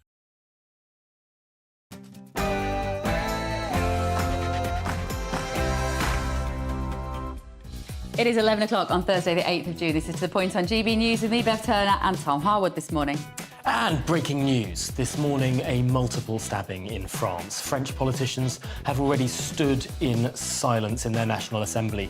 Media outlets are reporting that a Syrian asylum seeker carried out the attack. 4 children, as young as 3, are injured. NHS waiting lists in England have reached a record high, with an estimated 7.4 million people waiting to start treatment. What is the government doing about it? Find out on To The Point.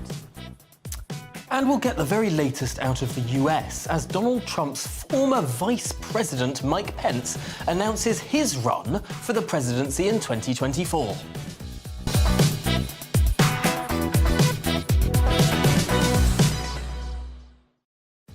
Let us know your thoughts this morning, gbviews@gbnews.com. But first of all, here's your very latest news with Rhiannon Jones.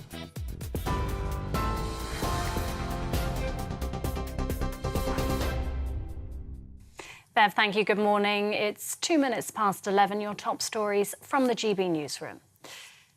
3 young children are in a life-threatening condition following a knife attack in the French Alps. The Interior Minister says the attacker has since been arrested, believed to be the man wielding a knife in this footage, if you're watching us on TV. Police say 4 young children and 1 adult were injured in the attack. Earlier, they spoke of 8 children hurt. All of the toddlers are around 3 years old. It's understood the attack happened in a park in the town of Annecy. French President Emmanuel Macron has called the attack one of absolute cowardice. An estimated 7.4 million people in England are waiting to start routine hospital treatment, the highest number since records began. More than 370,000 patients have been waiting more than a year for care, and around 11,000 have been waiting more than 18 months. The government and NHS England had set the ambition of eliminating all waits of more than 18 months by April this year. And it comes as senior doctors say the NHS is struggling to provide safe and effective care for all cancer patients. The Royal College of Radiologists is warning the government action is now critical to alleviate chronic staff shortages, with 15% of clinical oncologist positions vacant. They say this is leading to longer waiting times for appointments and treatment, with half of all units reporting frequent delays for radiotherapy and chemotherapy. Rishi Sunak has announced Britain will host the first global summit on artificial intelligence safety. The event will consider the need for internationally coordinated action to mitigate the risks of AI. The Prime Minister says there's a need to make the emerging technology safe and secure. Downing Street says the Prime Minister will discuss the opportunities and challenges of AI with President Biden at the White House this afternoon. Elsewhere, President Volodymyr Zelensky has visited the flooded Kherson region in southern Ukraine to discuss the country's emergency response to the disaster. It comes as a Ukrainian MP warns of the knock-on effect the destruction of Kakhovka Dam will have on not only her country but on Europe. Kira Ruddick has criticised international aid organisations for not helping enough. Officials say hundreds of thousands of people have been left stranded and without drinking water. Speaking to GB News earlier, Ms Ruddick described the potentially catastrophic consequences the disaster could have on the Zaporizhzhia nuclear plant. Zaporizhzhia nuclear station that is right now does not have the water to cool down because they were taking the water from the dam. A second threat that is that mines that were in the ground at the battlefield and near it, right now they're in the water and they can migrate whenever the water would go, and it will be the Black Sea. So the impact on Ukrainian people is absolutely dramatic. Back here, unions are calling on the House of Lords to block government plans to introduce a new law to ensure minimum service levels during strikes. Peers will again debate the bill today. Previously, they'd suggested amendments to prevent workers from being sacked. These were overturned by MPs. The TUC has called the bill undemocratic and unworkable. Ministers argue the public are entitled to a minimum level of service during strikes to reduce disruption to their lives. Police chiefs say officers are now attending every home burglary in England and Wales. Last year, the National Police Chiefs Council committed forces to attending all cases. The NPCC says the number of burglaries is at an all-time low and is down more than 50% over the past decade. Caroline Lucas, the Green Party's former leader and only MP, has announced she will stand down at the next general election. The MP for Brighton Pavilion was first elected in 2010 and has since seen her majority increase at the subsequent 3 elections. In 2019, she won by a margin of almost 20,000 votes. The 62-year-old says the pressures of her role means she hasn't been able to focus on the challenges that drive her, mainly the climate crisis. And one of the most active volcanoes in the world has begun erupting again after a 3-month pause. Early eruptions from the Kilauea volcano on Hawaii's Big Island have been described as dynamic, but the US Geological Survey says the lava flows are currently confined to the surrounding crater. Kilauea last erupted back in January, with activity stretching well into March. This is GB News. We'll bring you more as it happens now, though. It's back over to Bev and Tom.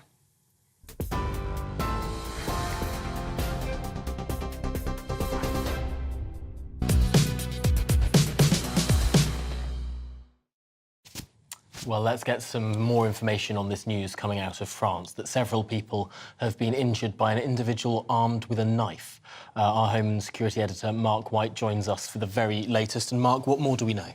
Yeah, the numbers are changing all of the time, as they always do in the early stages of an event like this. We're now told 5 people injured, 4 children and 1 adult. We want to show you some video now, which is being widely reported and viewed on French media. You can see there that's reported to be the attacker being chased, understandably rather sheepishly, by 2 individuals there, because you can see that in his right hand he's still carrying a knife. You just see it every now and again glinting there.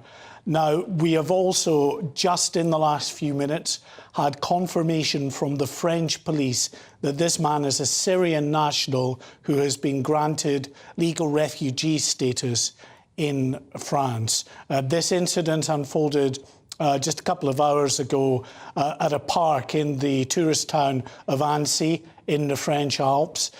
We just wanted to try to, we've not been able to independently verify these images ourselves, but we have looked at Google Earth images off that park itself. You can see that bridge that was behind the alleged attacker there. That's the bridge in that picture, roughly the same angle, a little bit higher up. But you can see that bridge just to the left of the trees there. If we can go back to the video of the attacker, you see that same bridge in shot there. So that, as I say, it's been widely circulated now and shown on French media. They too believe that this according to these local reports, is the attacker, who has been, according to French officials, now arrested, detained by police. There were earlier reports that he had been neutralised, usually a term for someone that has been shot and incapacitated, either killed or injured. But they're now saying he has been arrested, detained by the French police. Just for people who might be listening on the radio, we'll just describe to you what we're seeing. It's a very beautiful-looking parkland there, and the individual looks relatively tall, black long-sleeve top, black shorts, wearing some sort of headband. A head covering of some description. Carrying what obviously appears to be a knife in his right hand. And there are two individuals. At first, when I saw this, Mark, I thought they were police officers, but it looks like they're civilians. Two youngish-looking men who obviously have caught sight of this guy, and one of them takes off his jacket but holds his rucksack. So it's like he's holding his rucksack in front of him, isn't he? I guess as a sort of protection, stab vest. Absolutely, yeah. De facto stab vest there as he runs towards him, and then the footage cuts out. Of course, what we don't know is whether these two individuals, civilians who are chasing this guy, are any of the individuals who've been injured. Well, it's certainly possible. We know that one adult has been injured, is believed to have been stabbed, and is in a critical condition in hospital.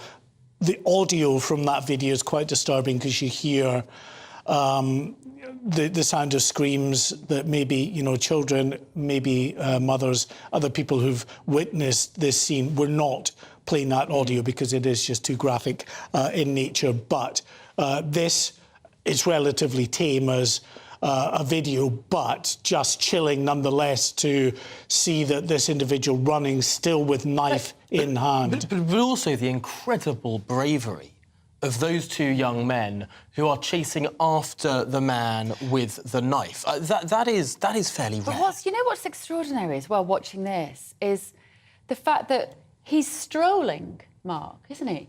He's just strolling along the park. He's not sprinting. If you're listening on the radio, he's not sprinting away. He's actually just walking at the time when the passers-by start to... he becomes aware of them, looks over his shoulder, realises there's a guy there, and then he sort of picks up the pace. And like Tom says, incredibly brave. Look, it's maybe, was his intention to be arrested or even shot. We know that in knife attacks and other attacks in the past, what often is the pattern is that an individual carries out an attack, waits for the police to come and hopes to be shot and martyred. So it may be that he was only making a half-hearted effort to get away from the immediate area of what had occurred there, with a view to knowing that he was going to be arrested one way or the other. What the motivation is of this individual, we don't know as yet. What I can tell you is in about 20 minutes or so, we're expecting a news conference from Annecy, from the town. Officials will give an update on the situation, but it's worth going over, I think, the casualty figures again, because, as I say, as always with these mass events, mass casualty events, the numbers can change as we get more information. So initially there were reports as many as 8 people may have been stabbed. We're now being told it's 5. That includes 4 children and 1 adult. 2 of the children are in critical life-threatening condition. The adult is in critical life-threatening condition. 2 of the children are more lightly injured. How horrific. And it's mid-morning, we think. We don't know the exact time, I guess, at the moment, do we, Mark? It happened probably about 2.5 hours ago. So, yeah, in the morning, the children, we're told, had been taken to the park as part of a school outing to this beautiful little park by a boating lake there in this tourist town that anyone that's been to that part of the Alps will know. It's just, an absolute beautiful, idyllic, as you say, little town. I've just been looking at the list of recent terror attacks in France, and since 2020 there have been 15 of these. Majority of them stabbings, some shootings, but 15 terror attacks, if we are including this as a terror attack.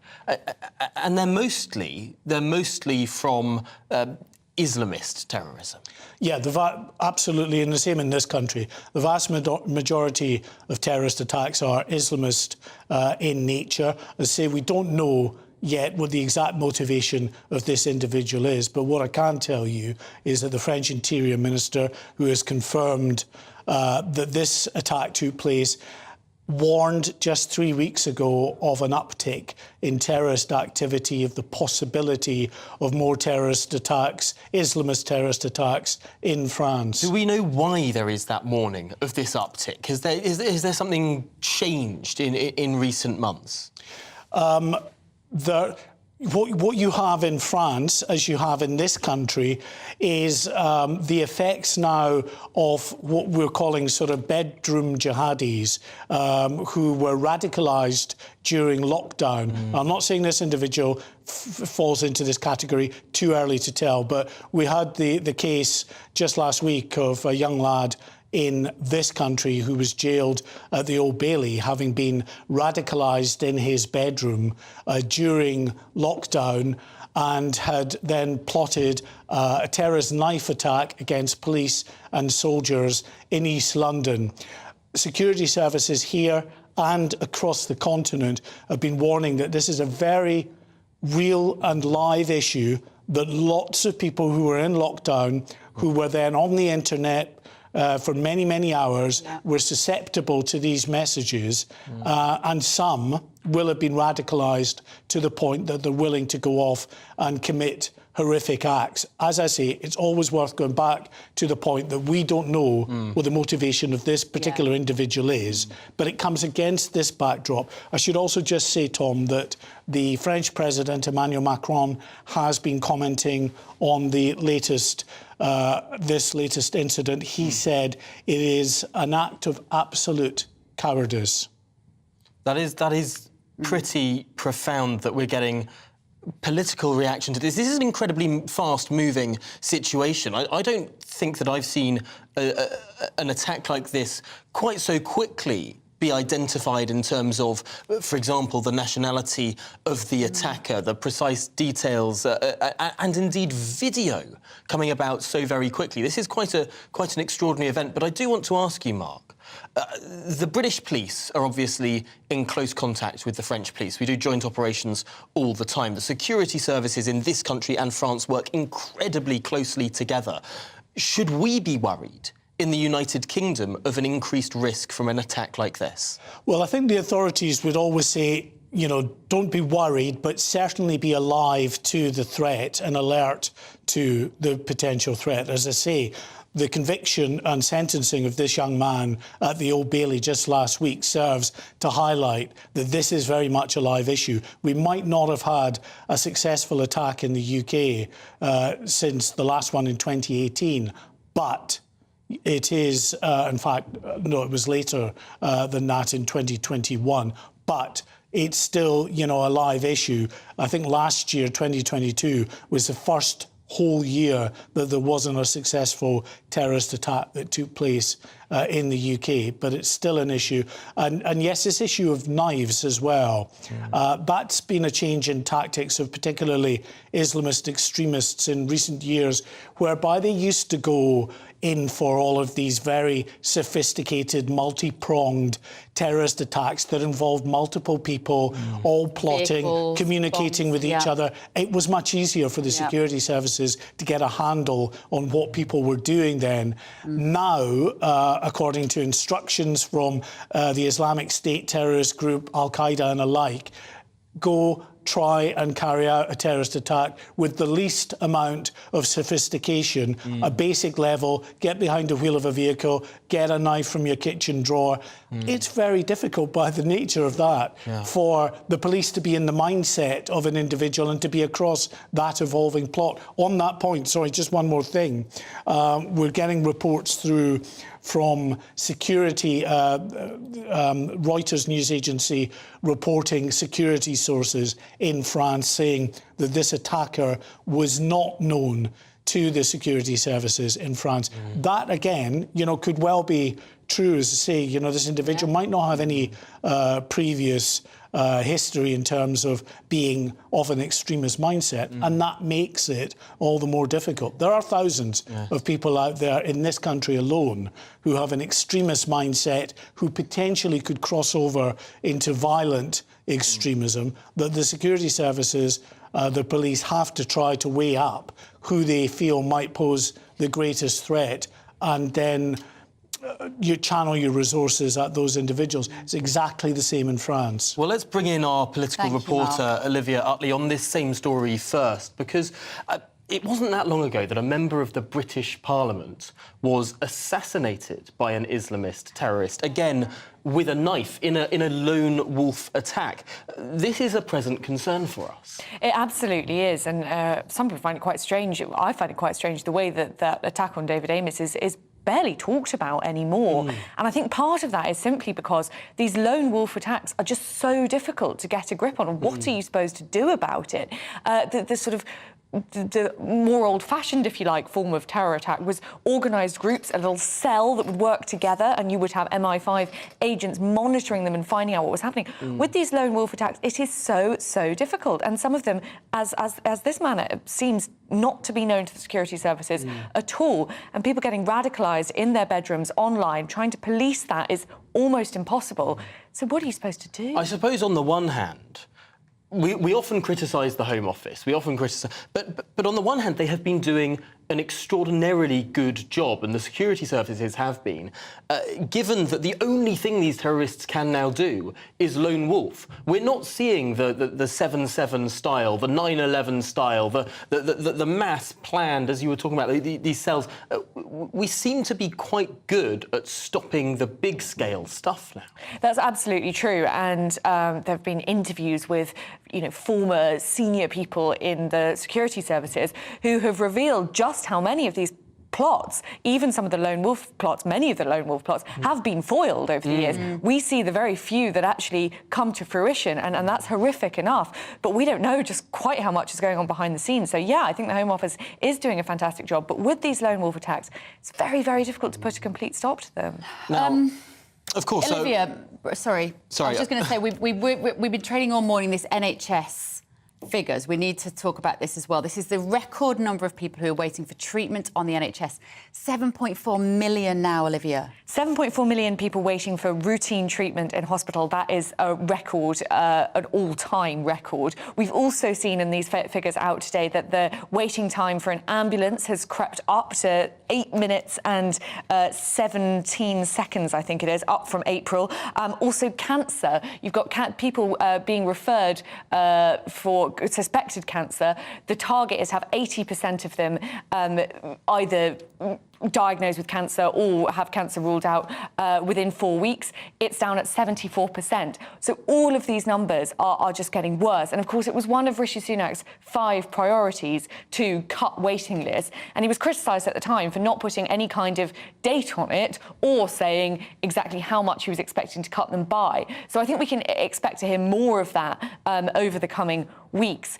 But also, I think this is going to be really interesting to see how it plays into the COVID inquiry, which was taking place at the moment. Because one thing that that many Conservative MPs have raised is that having the NHS pretty much out of bounds, people were allowed to use the NHS during lockdown, but many people felt that they couldn't access it in the way that they used to be able to, has increased waiting lists. And of course, we're in the middle of June now. If we're looking at these figures like that in the middle of summer, what can we expect come the annual winter crisis? I suppose the government has, however, said that they are aiming to get down these waiting lists by introducing more patient choice into the system. This innovation whereby, instead of just being told by an NHS bureaucrat, you must go to this hospital at this time, being given a list of different hospitals, and there might be one that's 100 miles away, but you know what? You might be able to get it there next week, and you, as a patient, can make that decision. Could that improve things? It could improve it, and Rishi's got a plan as well to give more power to pharmacies, to allow pharmacies to prescribe routine antibiotics for things like UTIs or throat infections. which currently one has to go to the GP to get. So that could help in the long run. Rishi Sunak is also promising up to £1 billion in NHS funding to train more doctors and midwives over the next 4 years, although there's a bit of an argument going on the top of Cabinet over whether to fund that increase in training over the long term or whether simply to do it in the short term up to the next general election. But all of these things take a while to come through. Yeah. And so, yes, more patient choice is almost definitely a good thing. More powerful pharmacies is almost definitely a good thing. But can we expect to see any difference to these quarterly figures next time they come out? Possibly not. Can we talk a little bit as well, while you're here, Olivia, with your expertise about Rishi Sunak in America? As Tom said earlier, Downing Street have been at pains to point out this isn't their first meeting. They've had lots of meetings. And is that just but to also lower the White expectations? House, the White House has mentioned the White this House as well. That a lot, yeah. Yeah, absolutely. I mean, they've met 4 times, as we keep hearing, since Rishi Sunak became Prime Minister. Is that to lower our expectations? Like, are they trying to say, don't make too much of this? This isn't their first date? Well, possibly there's an element of that, because they are very keen to stress that we are nowhere near getting any sort of trade deal with the US. In fact, what Rishi Sunak said yesterday sounded like we were further away from it than we ever have been before. Could it not be about them trying to say, look how close we are, look how buddy-buddy we're being? I was going to say, I think that is kind of the main purpose of repeating this over and over again. They want to show that the US-UK relationship has been reset from the pretty disastrous Johnson era. And, you know, Rishi Sunak is a neat fit in the US. He lived there for a long time. He is sort of embedded in US culture. I think part of it is also Rishi Sunak is going out of his way to be as sort of friendly as possible to Joe Biden. Apparently, he's got him a personalised Barber jacket made in South Shields with Mr. President written on it. So he is sucking up big time. But President Biden has been accused of being pretty anti-British before, and over the Northern Ireland Protocol policy, he was accused of sort of sticking his nose in where it didn't belong and talking down the British. So I think the White House and Downing Street are keen to sort of show that relationship is all very well, almost in the face of what Joe Biden's saying. Well, speaking of the presidency, and thank you, Olivia, for that. Those 3 big stories that going through this morning. But we'll have more on the race to become the next president after this. You're watching GB News.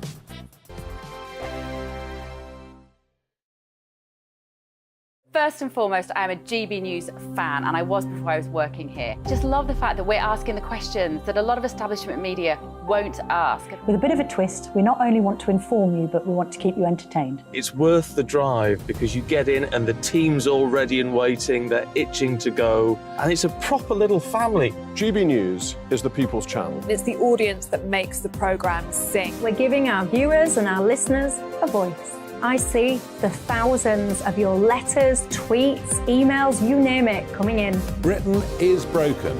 How on earth did we get into this mess? But more importantly, how do we get out of it? The establishment had their chance. Now we're here to represent you. It's time for something different. It's time for GB News. I'm very patriotic. I believe in Britain. Our best days lie ahead. Britain's watching. Britain's watching. Join us here on GB News. The People's Channel. Britain's news channel. Join me, Patrick Christie's, Monday to Friday, 3 till 6. We tackle the day's news agenda like you've never seen before. It's high tempo, high octane, the most controversial topics, and the best guests. You will not be able to take your eyes and ears off it. I'm not afraid to ask the questions that you really want answered. 3 till 6 p.m, Monday to Friday on GB News, the People's Channel, Britain's news channel. I'm Andrew Doyle. Join me at 7 o'clock every Sunday night for Free Speech Nation, the show where I tackle the week's biggest stories in politics and current affairs with the help of my 2 comedian panellists and a variety of special guests. Free Speech Nation, Sunday nights from 7 on GB News, the People's Channel, Britain's news channel. Every Sunday from 11. Join Michael Portillo. There will be topical discussion, looking at the week before and the week to come. So kick back and relax at 11 a.m. on Sundays on GB News with me, Michael Portillo. GB News, the People's Channel, Britain's news channel. GB News has its own late-night paper preview show, Headliners, where comedians take you through the next day's top news stories. You don't have to bother reading the newspaper, we've got it covered for you. Headliners, every night at 11 p.m, and repeated every morning at 5 a.m. We won't send you to sleep like some of the other paper review shows out there. GB News, the People's Channel, Britain's news channel. Join me, Camilla Tominey, on Sunday mornings from 9:30, taking the politicians to to task and breaking out of SW1 to see how their decisions are affecting you across the UK. Bursting the Westminster bubble every Sunday morning, only on GB News, the People's Channel. Britain's watching. Monday to Thursday nights on GB News. At 6, it's Dubes & Co. 7 o'clock, Farage. At 8, join Jacob Rees-Mogg. And at 9, Dan Wootton Tonight, followed by Headliners. On TV, radio and online. This is GB News. Westminster is going around in ever-decreasing circles, followed by the media. Britain is broken. How on earth did we get into this mess? But more importantly, how do we get out of it? Join me at 7 p.m, Mondays to Thursdays on Farage. Here on GB News, we will have open, rational debate. We've got to work out how Britain moves forward from this. Join us here on GB News, the People's Channel. Britain is watching.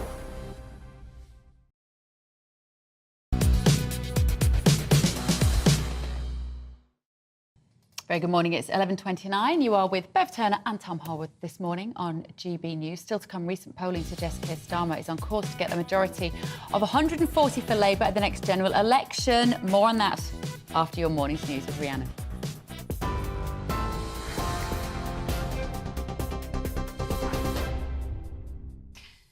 Thank you, Bev. It's 11:30. Your top stories from the GB newsroom. 2 children and an adult are in a life-threatening condition following a knife attack in the French Alps.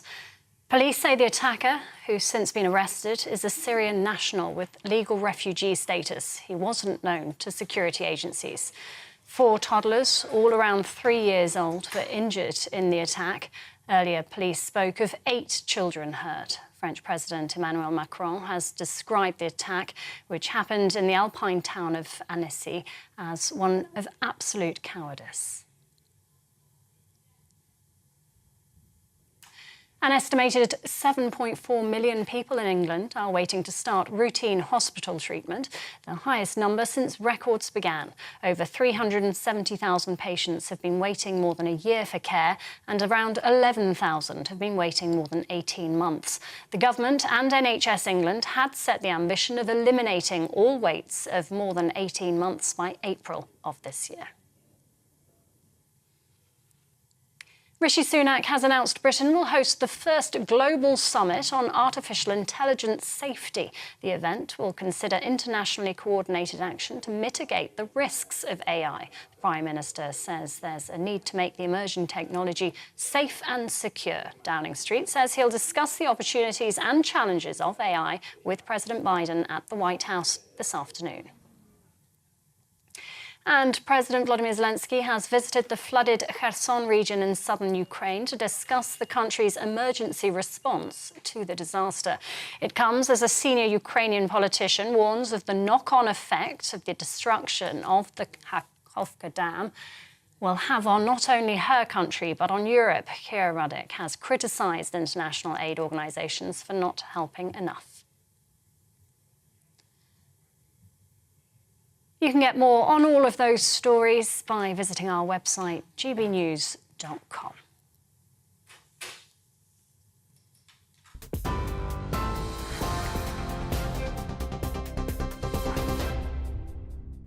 Direct Bullion sponsors the Finance Report on GB News for gold and silver investment.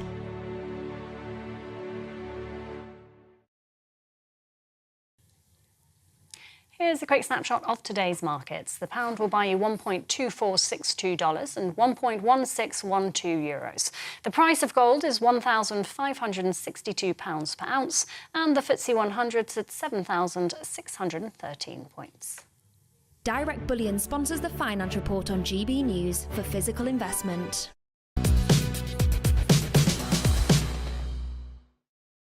Thank you for joining us this morning. Now, former Vice President Mike Pence kicked off his race for the 2024 Republican presidential nomination in Iowa yesterday. Here's a clip of what he had to say. I'm announcing that I'm running for President of the United States of America. I was proud to stand by President Donald Trump every single day when we made America great again. January 6th was a tragic day in the life. I will always believe, by God's grace, I did my duty that day. I kept my oath to ensure the peaceful transfer of power under the Constitution of the United States. And anyone who asks someone else to put them over the Constitution should never be President of the United States again. Well, that was pretty strong from Mike Pence there. Let's speak now to the US political commentator Amy Tarkanian. And Amy, this is fascinating because, of course, Mike Pence was so associated with Donald Trump, perhaps up until January the 6th. Was that the real schism, the dividing point? Yes, I do believe so. Now, Mike, he's a pretty solid individual as far as his beliefs. He's always remained calm, cool, and collected. He doesn't get frazzled easily at all. He stands by his convictions, whether if you agree with them or not. However, the montage that you just showed a more strong Mike Pence, I believe, compared to the CNN town hall that he participated in last night, because he actually contradicted himself. And so when he was asked about whether if he would pardon former President Trump for January 6th, or the fact that he believed, or if they believed that he should be indicted, he said he had hoped not. And then he did not actually answer the questions straightforward. So which way is it? Does he believe that he should not be president without the shadow of a doubt because he chose himself over the Constitution? Or does he believe he should be pardoned and actually be able to walk free? Did you break the law or did you not break the law? So that didn't sit well with Americans last night. It's a tightrope he's walking there, isn't it? Trying to sound not like Trump, but not to annoy that base that is very powerful. Yeah, absolutely. What about the DeSantis crowd as well at the moment on the other side, Amy? What kind of noises are they making at the moment? Sure. Well, Governor DeSantis actually has a much bigger base at this point. He actually also has a much bigger treasure chest, if you will, and he's garnered a lot more attention nationwide, even with the media. So I think the fact that he's polling in double digits, where Mike Pence is not only in the single digits, but he's in the very low single digits. I don't believe Mike Pence has a shot at all to be the nominee, where I do believe that at this point, if you had to cast your vote today, Governor DeSantis would be possibly the nominee, if not just at least in a distant second, because it doesn't matter which poll you look at this point, unfortunately, because I'm hoping for somebody other than President Trump myself. It looks like Governor DeSantis is still at least 30 points behind. And yet, isn't this the problem for those in the Republican Party who'd rather the party move on from the Trump days? It's becoming a crowded field in the same way that back in the 2016 primaries, there were, what was it, almost 20 candidates, and then that ridiculous debate stage with so many of them standing around, and the non-Trump vote got divided between so many different people. We've had now another governor enter the race, of course, Mike Pence, Chris Christie as well, announcing this is becoming a crowded field yet again. Yes, and actually, I think every time somebody else announces President Trump's campaign is popping the champagne, because it does benefit President Trump. And if I were to be the one advising President Trump, the first upcoming debate in August, I would actually tell him to sit it out and just let all of the second-tier candidates compete for second place.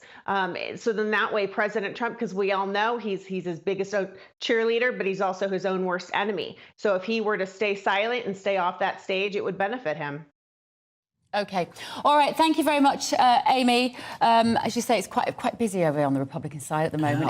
I'm looking forward to August. That's I love watching American debates. I think they do them so well, and also just the way they tear chunks out of each other. It's entertainment, if nothing else. It is, and do you know they're having, like we say, Pence and DeSantis. They're dancing this merry sort of dance around.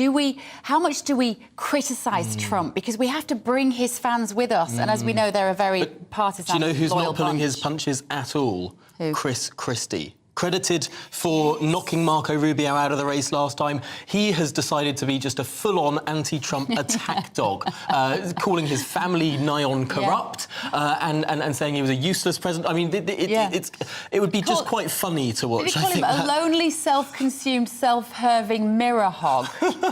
Tell us what you really think. Right. If only our politicians spoke about each other like that. That would be fun, I'm not sure. Much more polite. I quite like how polite we are at Prime Minister's questions. They're cutting, but they also say, "Well, I rather disagree with the right honourable gentleman." I prefer that. Questions. They're all like children in a. But they say it in such a nice way. Well, anyway. Right, we've had this awful serious news this morning, of course. If you're just joining us, there's been breaking news, an unfolding tragedy in France. We're going to be bringing you the very latest on that in just a moment. This is The Point on GB News.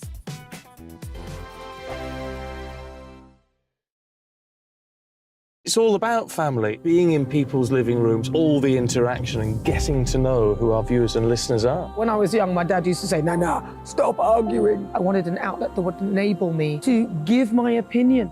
People are going through a really hard time right now, and I know that you don't feel like you're being listened to by the establishment. I came to GB News because it's the People's Channel, and I want the audience to have their say on the events of the day. We're dynamic. We do something different. Democracy shows that the wisdom of the nation is in its people.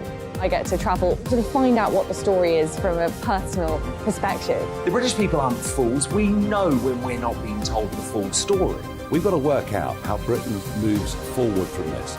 It's the best country in the world. The establishment had their chance. Now we're here to represent your views. Britain's watching. Britain's watching. Britain's watching. We're proud to be GB News. The People's Channel. Britain's news channel.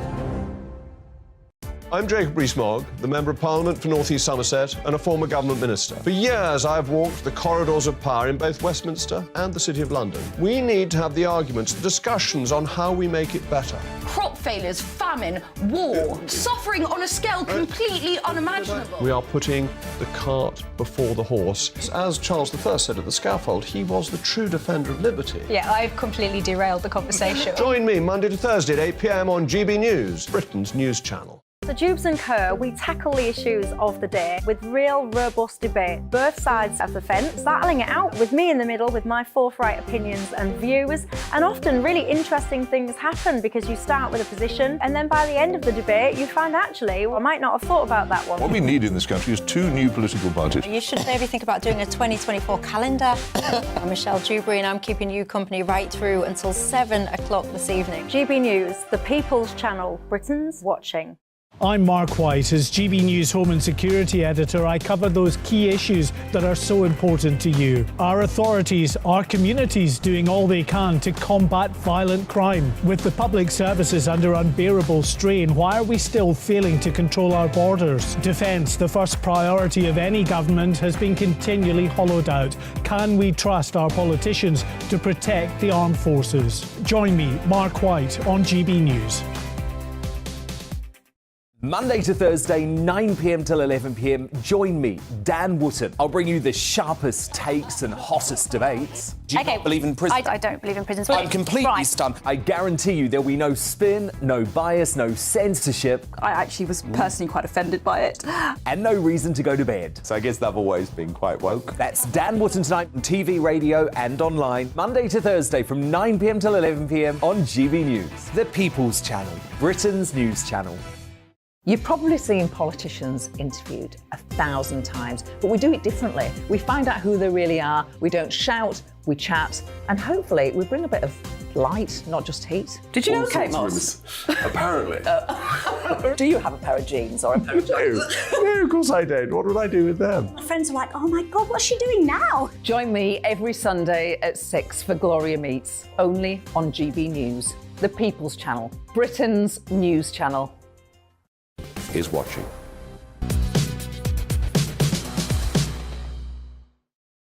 Well, back now to this developing story. Our Home and Security editor, Mark White, is with us to talk about the very latest developments and the new information we're learning from France. Well, we know now that the French Prime Minister, Elisabeth Borne, has been flown by helicopter to Annecy in the French Alps. She is there now. They're about to hold a news conference. It's been delayed a little bit, so it could be a few minutes or so before that news conference actually begins. The numbers have been fluctuating in terms of what we know about those that have been injured in this stabbing incident. We're now told that 5 people have been injured, 4 of them very young children. There are reports that one of these children may have been in a stroller. That's eyewitness reports from the scene. What you're looking at, and I'll describe this for our radio listeners, is video at the moment that's come out of the area that purports to show the alleged attacker running away after having stabbed these individuals, pursued to an extent by 2 people who gingerly are keeping their distance, understandably using their rucksacks effectively as some kind of shield, because in his right hand, this man is still carrying a knife, which you can see on the video glinting every now and again as he's running through this parkland. Now, the police in France have now confirmed that this man is a Syrian national, that he has been accepted as a refugee in France. We're also told that he is 32 years of age. We understand that we've actually got some live images now coming through from the scene in France as well, in Annecy, that Reuters are providing. So hopefully we can go at some point to these live images of the scene. There's a very significant police and emergency services presence there as we go from the initial stage of, and you can see now these live images from Annecy. This is the location. It's a park just next to the boating lake in this beautiful tourist town in the Alps. And as I say, we've moved from the initial response to a mass casualty event, taking these children and 1 adult away. 3 of them were airlifted to hospital in critical, life-threatening condition, and 2 other children, we're told, were lightly injured. So it's moved from that initial response to dealing with those casualties to now what will be a protracted investigation as the forensic teams get in and examine that area around this stabbing to piece together exactly what happened. But again, some disturbing reports that are coming through from eyewitnesses at the scene saying that this man was actually laughing as he was stabbing these children, which is just horrific. We're seeing already, Mark, obviously we live in an age of social media, people going onto Twitter and giving their responses to this. We know that illegal immigration, asylum seekers in this country is very controversial. How controversial is it in France, and what will this do around the conversation about how safe it is to have people who come from traumatised backgrounds often in their countries? Well, it is a very, I would say, live and an issue of great concern across France at the moment, much more so actually than even here in the UK, where of course there are tensions with those who've been coming across the English Channel in small boats and are being housed in hotels right across the country. France has a much bigger immigration problem in terms of course, lawful immigration, but also those who have come to seek asylum in that country. There's a lot of tensions, particularly in communities in the south of France, like the huge city of Marseille, which really is an immigrant city. But there are very significant issues with lawlessness in that city and a failure to integrate with the amongst these communities. A great deal of tension that manifests itself in violence on a regular a regular sort of time frame in France itself. It does seem that France does have a greater problem with integration than perhaps the United Kingdom does. Of course, we've got our own problems here, but generally, and we saw this in a survey yesterday, migrant communities saying that the United Kingdom seems to be more welcoming. There are these efforts to integrate communities. France has struggled there. It has, and particularly, I think, within its North African heritage population, those that have come from Algeria, Morocco, other countries in North Africa who've settled in France, who find it very difficult to assimilate there, who feel that the French population as a whole doesn't value their input to that nation. And I say that manifests itself no more so, or actually in real terms in Marseille, in the south, in terms of what we see with regular outbreaks of lawlessness and community tensions in that huge city. And in of the course, south. across the south is where Marine Le Pen saw a lot of votes come in the last presidential elections. Of course, next time Emmanuel Macron can't stand, it does seem that it could be the case that events like this lead to more support for the National Rally Party, as it's now known, and Marine Le Pen. Yeah, I mean, absolutely, it's certainly possible that that could be a net result of what we're seeing here. We know that, for instance, when France went through a horrific period of multiple terrorist attacks that were happening on French soil at very regular intervals, such as the attacks around the satirical magazine Charlie Hebdo, the attacks that took place at the Stade de France and in cafes and the Bataclan nightclub that took place in France a year later as well, there was, of course, a big surge in popularity for far-right parties in that country because of what they were seeing unfolding. Things have, I say, settled down. They still are, unfortunately, subjected to regular terrorist attacks in France, off a lower level, usually involving vehicle-borne attacks or knives. Attacks, as in this case, we don't know if it's terror-related, but it was a mass knife attack, of course. Just a few weeks ago, the French Interior Minister warned about the potential for an uptick in Islamist terrorist activity again in that country. As I say, we just need to insert that caveat that we don't know whether this is terrorist-related. At this point, we're told that the anti-terrorist unit of the French prosecutor's office has not yet taken over the lead in investigating this. That doesn't really mean too much because we are still in very early stages. This happened at 9:45 local time in France, so they're still assimilating an awful lot of the information about this. But we know that this is a 32-year-old Syrian national granted refugee status in France, not known, we understand, to the police and security services. OK, thank you so much, Mark. We will bring you the latest on this, obviously, as the day continues here on GB News. Much more to come, no doubt. But moving on now, recent polling has suggested that Keir Starmer is on course to get an enormous majority for the Labour Party at the next general election. With the Conservatives still suffering from a large polling deficit, Labour's support was found to be at about 35%, 12% ahead of Rishi Sunak's party. That doesn't sound right to me. No, that doesn't sound quite right.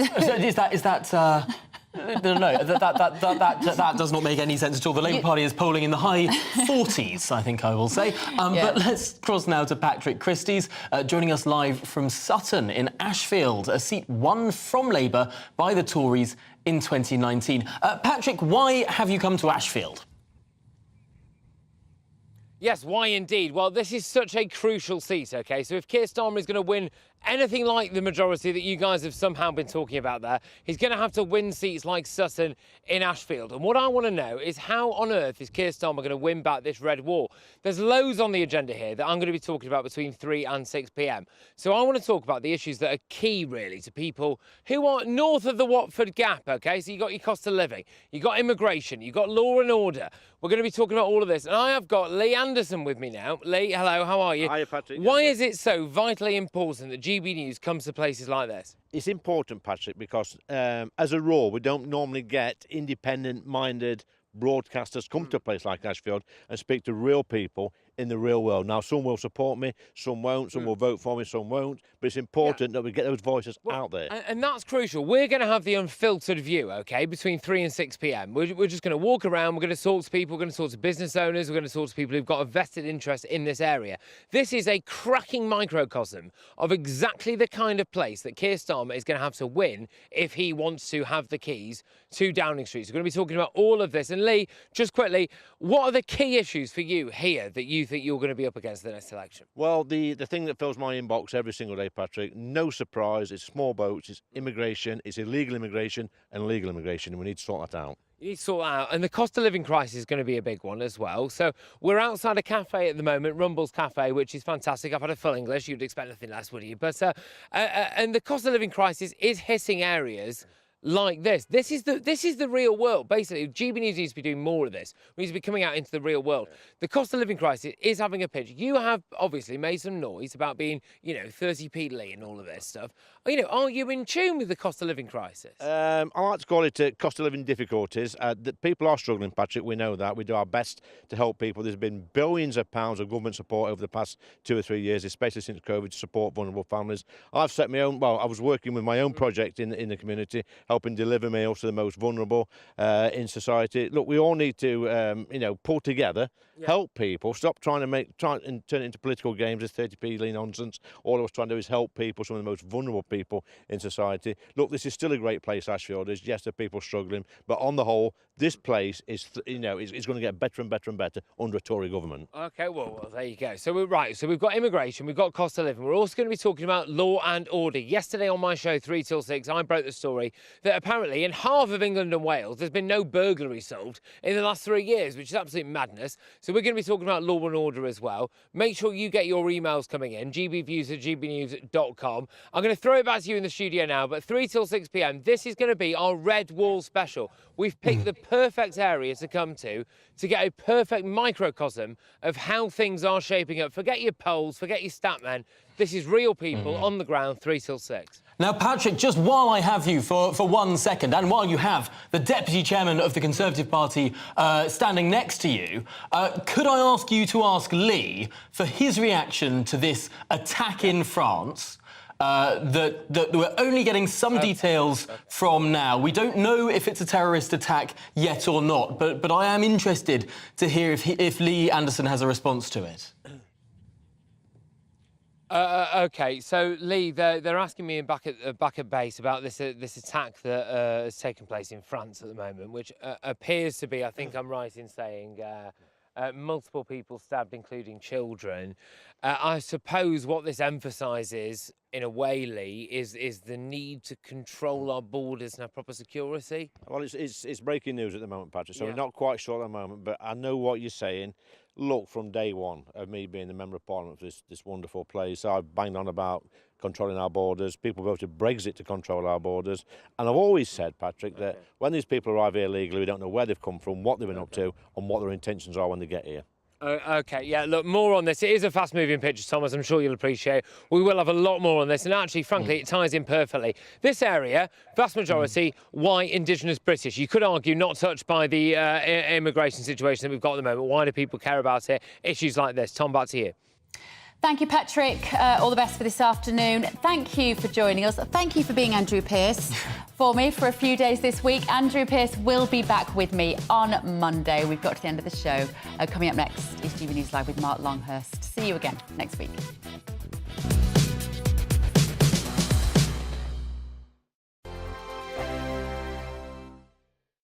First and foremost, I am a GB News fan, and I was before I was working here. Just love the fact that we're asking the questions that a lot of establishment media won't ask. With a bit of a twist, we not only want to inform you, but we want to keep you entertained. It's worth the drive because you get in and the team's all ready and waiting, they're itching to go, and it's a proper little family. GB News is the People's Channel. It's the audience that makes the programme sing. We're giving our viewers and our listeners a voice. I see the thousands of your letters, tweets, emails, you name it, coming in. Britain is broken.